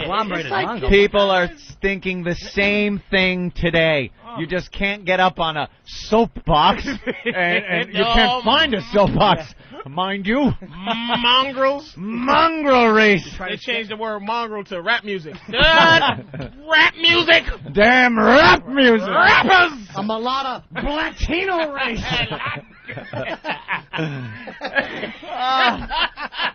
Oh, just horrible. Disgusting. There's more on Rick.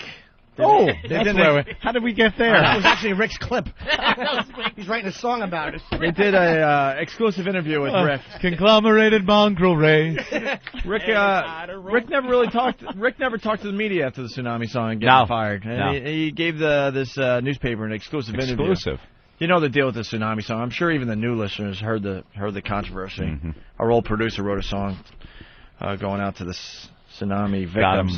Got himself fired. In an exclusive interview with the Mercury News first reporter on MercuryNews.com, Delgado said his earlier actions were edgy but misinterpreted. Of course. And added that he wouldn't change his act very much for the new station. That's good. Smart thing to say going in. Jesus, Rick. Smart. Don't Shut change. up. I'm not going to change. Yeah. Sex in a Church, Tsunami songs. Sure, why not?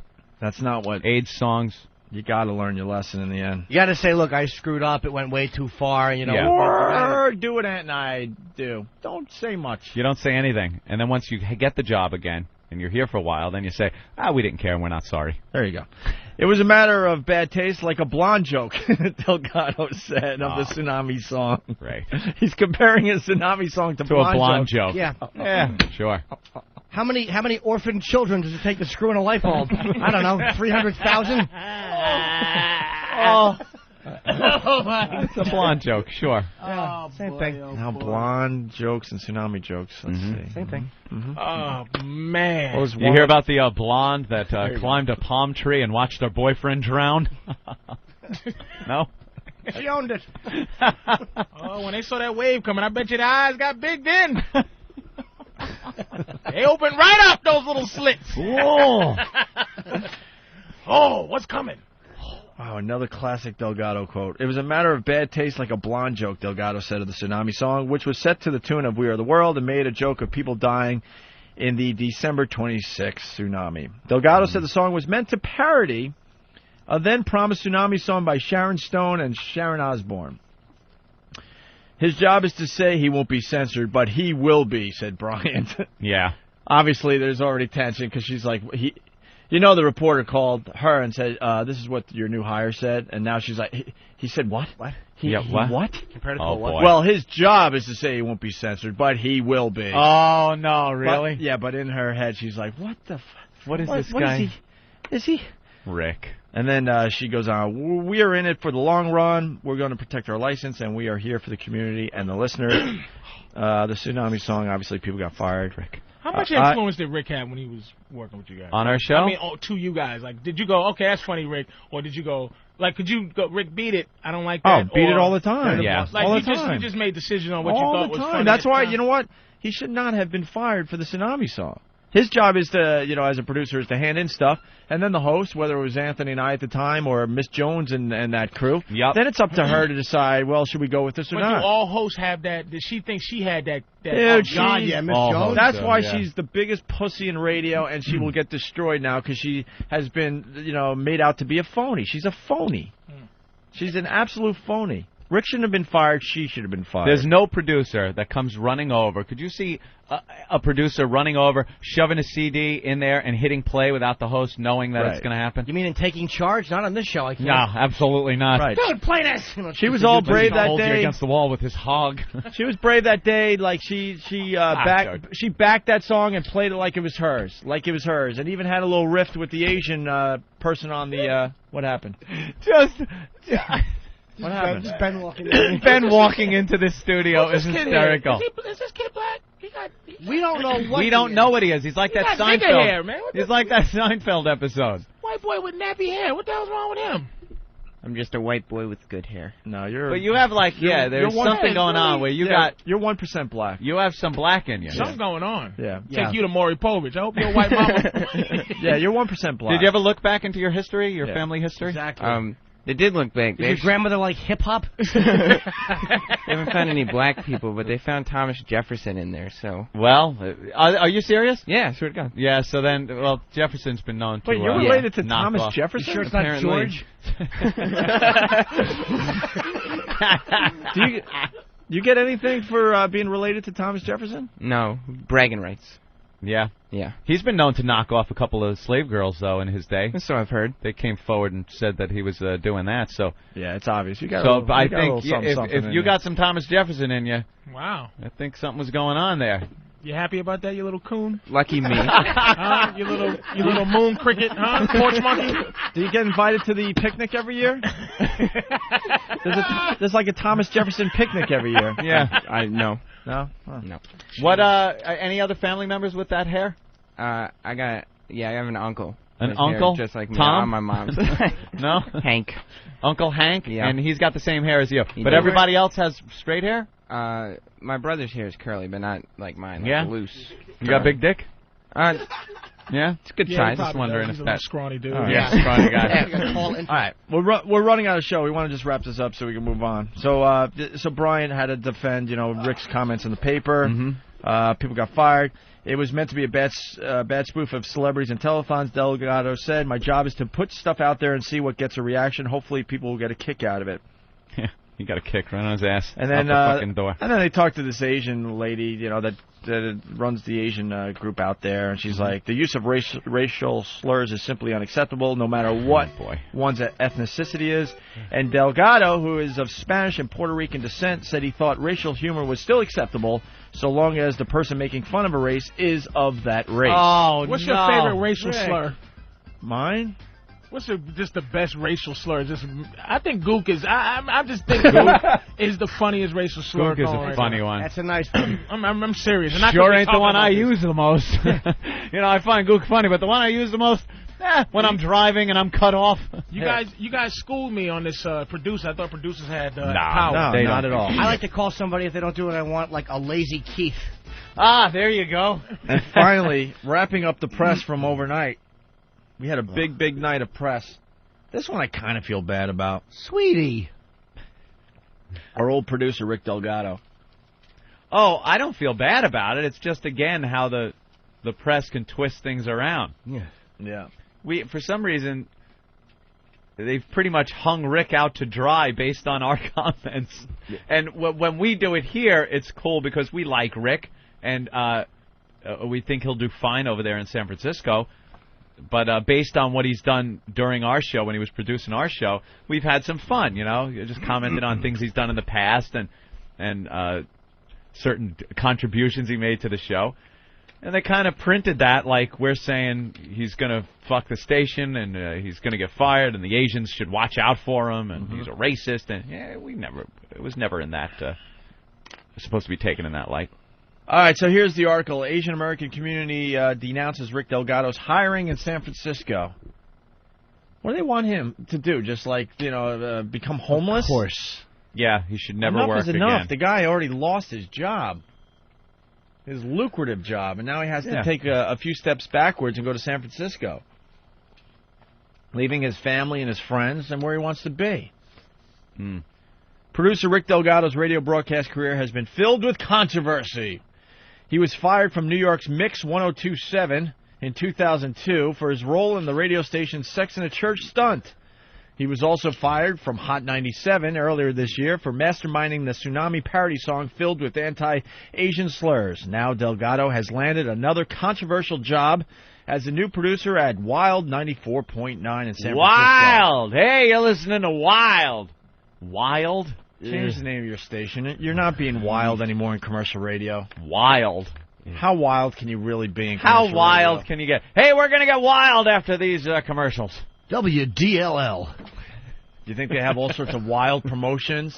Oh, they're wild. I'm sure they're throwing that word wild around like wild. I guarantee it's going to be a wild weekend. Oh, look out. We're going to do a block party weekend. It's going to be wild. I hate commercial radio. Wait a minute. You don't think the block party weekend is particularly wild? Doesn't sound wild. You saying that it's probably meek? A block party weekend. We get to hear 3 in a row from Led Zeppelin and Bad Company. Wow. And Leonard Skinner. Good one. Talk through half of it. Get the call letters out. What about the Firecracker 500? Firecracker 500 this 4th of July. Tune in. We're going to be counting down your 500 top songs. They count down for 3 fucking days just so they can play Stairway to Heaven as number 1. Sometimes they'll trick you and they'll make it number 2, and then they'll make I don't even know what number 2. War Pigs. Yeah, exactly. Yeah, that would never happen. Of course not. It would be like a Beatles song. True. Probably. This is a strange hire, by the way, for this station, knowing Rick, though.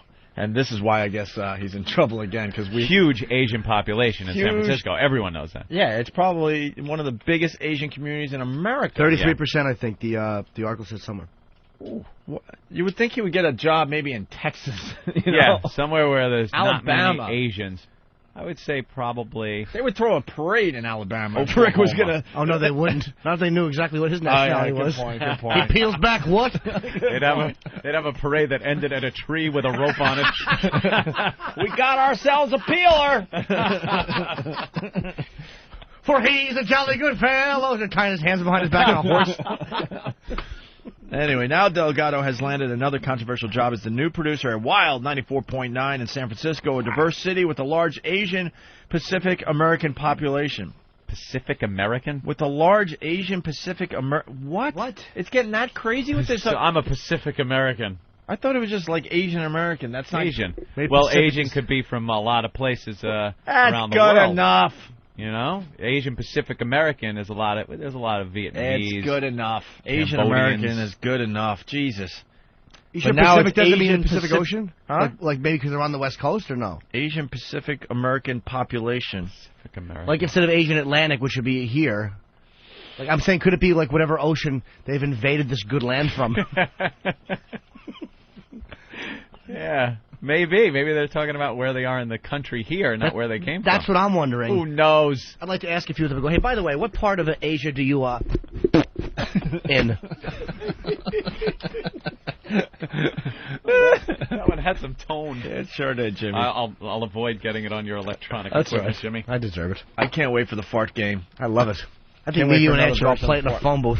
Yeah, and you got to like sneak one out. That's wild. Just to throw everyone off. No, I really don't do that. All right, let's say hi to... I find farting disgusting. I bet your aunt just takes like a one log shit. It's probably a nice fucking 11-incher by 6, and he wipes once and pulls his trousers up without ever acknowledging it to himself. You could check the taper with an instrument, a little measuring with a protractor. It's perfect every time.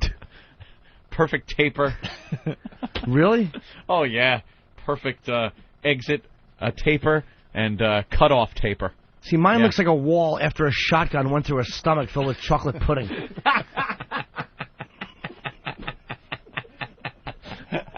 You've got to get some roughage. They've been better lately, though. I've had a few nice, long, tapered, lovely ones. Yeah? But once in a while, oh, boy. It's a pleasure when you're done quickly. You know? Yeah. When you're done very quickly. Everything comes out. It's finished. Right. Flush. You're done. Let's get back to Rick. Because I think we messed him up a little bit here with our comments on our show. Who knew they were listening? Despite expressed outrage from APA groups over his new gig on the Strawberry in the Morning show, Delgado told the Bay Area newspaper that he would not change his ways. Oh, God. Didn't he learn anything from working with us?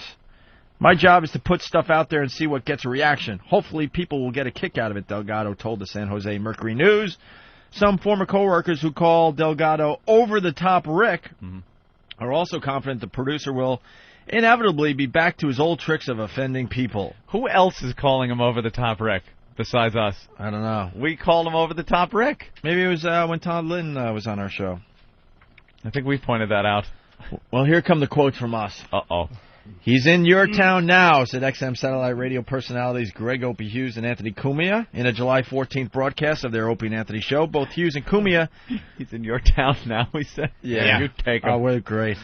Both Hughes and Cumia were fired along with Delgado from Mix 102.7 for broadcasting an alleged sex act in New York. Really? When did that happen? Wow. Mix 102.7? No one gets anything right in the papers. Don't believe what you read. Please Mix don't. 102.7, yeah. Whoever got a paycheck from Mix 102.7? Not me. Earl. Todd Lynn, a former Hot 97 on-air personality, said in the same broadcast that Delgado is a talented writer who has a tendency to step over the line. Tendency? Yeah, to step over the line. He goes uncut cock first over it. Hughes and Cumia noted that Delgado... This is where we're just idiots. Hughes and Cumia noted that Delgado also wrote a gay song 4 years ago set to the Sesame Street theme song, which made fun of homosexuals living with HIV and AIDS. Do we have that 4 song? years ago. That's right, and it's still poignant and hilarious. It's hysterical. You bet I laugh at it. Well, we just decided to, point that out, considering that Rick was, working in San Francisco now. Yeah, it was just, between the Asians and the gays in San Francisco, I think that makes up 115% of the population. And this is what he did. San Francisco is the job is the job you take if you can't get the job as Kim Jong Il's press secretary.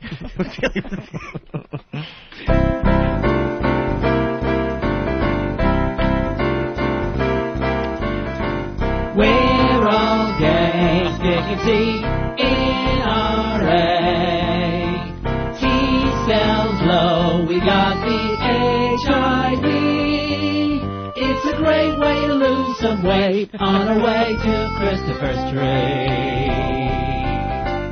Dead in days, legions all over my face.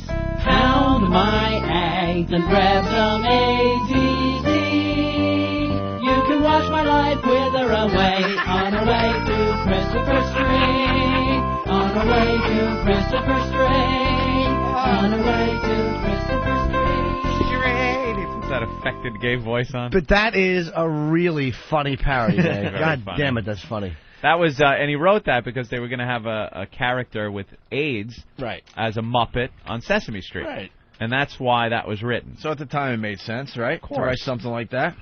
All right, so Stupid Muppet that no one wants to put their hand in. Who needs that? I must say, for it just lays there crumpled because no one will touch it. Little Muppet fur robe goes on him. Oh, look, a cloth tear. Assholes. For all the stuff Rick did on the show, his parodies were very funny. Yeah, definitely. Rick's a funny dude. We were saying that affectionately. Over Yeah, the top, I Rick. know. He's in your city now. It's like, why don't they put you? They understand the inflection of how it was said, and they're typing this almost disingenuously because they know that nobody's tossing them under the bus. I found Rick very funny. And this is what makes me sick. And Ben put a call into them or something. The Tsunami. This is about this guy. Well, read the paragraph before that, just so we can continue with the article. Because of his track record? Yeah. Oh, yeah. Because of his track record, APA groups, including the JACL and the Asian Lost Caucus. Japanese? Japanese American. Should be the Asian Lost Cox. You know, that's small. JACL. It's Rush that one. It's JAC. I don't know if that's an L because they pronounce it that way, or it's supposed to be an R. I can't really tell. And are protesting Delgado's presence in a city with over 33% Asian residents. The Tsunami song was irresponsible, racist radio in its worst form, said Malcolm Young, spelled Y-E-U-N-G. Malcolm? Of course. How do you get a name like Malcolm? That's another thing. Stop with the regular first names and the Asian last names. Exactly. It's just silly. He's an ALC staff attorney, another scumbag lawyer, about Delgado's song, which made light of last year's Asian tsunami tragedy. 94.9 has in effect endorsed irresponsible racist radio by hiring Delgado. Really, motherfucker? Well, how about this? Are rap stations endorsing drug dealing and murder by playing Snoop and by playing 50 Cent or other rappers? Why don't you ever go after them? Why are you going after a fucking radio host that did a comedy parody? Once again, double standard for humor as opposed to other forms of the arts. They do go after him. They write him little letters that say, I feel sorry for your mother. Shooting. It's awful. God, they just won't leave Rick alone. In a July 14th letter to Wild 94.9, that's his news station. Wow. APA groups blasted Delgado for using the word chink in the Tsunami parody song and requested a meeting with radio station management. Why? What do you have to say? This is old business, you asses. They love getting a meeting. Oh, it's awful. You want a meeting? How about this? You bring up a white bag filled with delicious food. I'll throw you a tip, and you beat it. Enjoy your meeting, stupid. Hop back on your bicycle. Asian Law Center. Fuck you. This goes on and on, but basically they got a letter-writing campaign. Obviously, people that never even heard the song. Of course. Bunch of people writing letters. I mean... I give the station credit. They're fighting back, which is nice. It's nice to see in commercial radio because that never happens. They're praising Delgado to local media for his experience and ability to draw major guests to the show. Really? Is he still available? Yeah, can we hire him? They're saying, Delgado's an off-air member and will be closely monitored as far as this radio show goes. Closely monitored. Can't you just have fun anymore? Can we call some Asian groups? It's 8:30. I know there's somebody in one of them that would come on and talk. You can't just send one an email. Can we get call a few of them?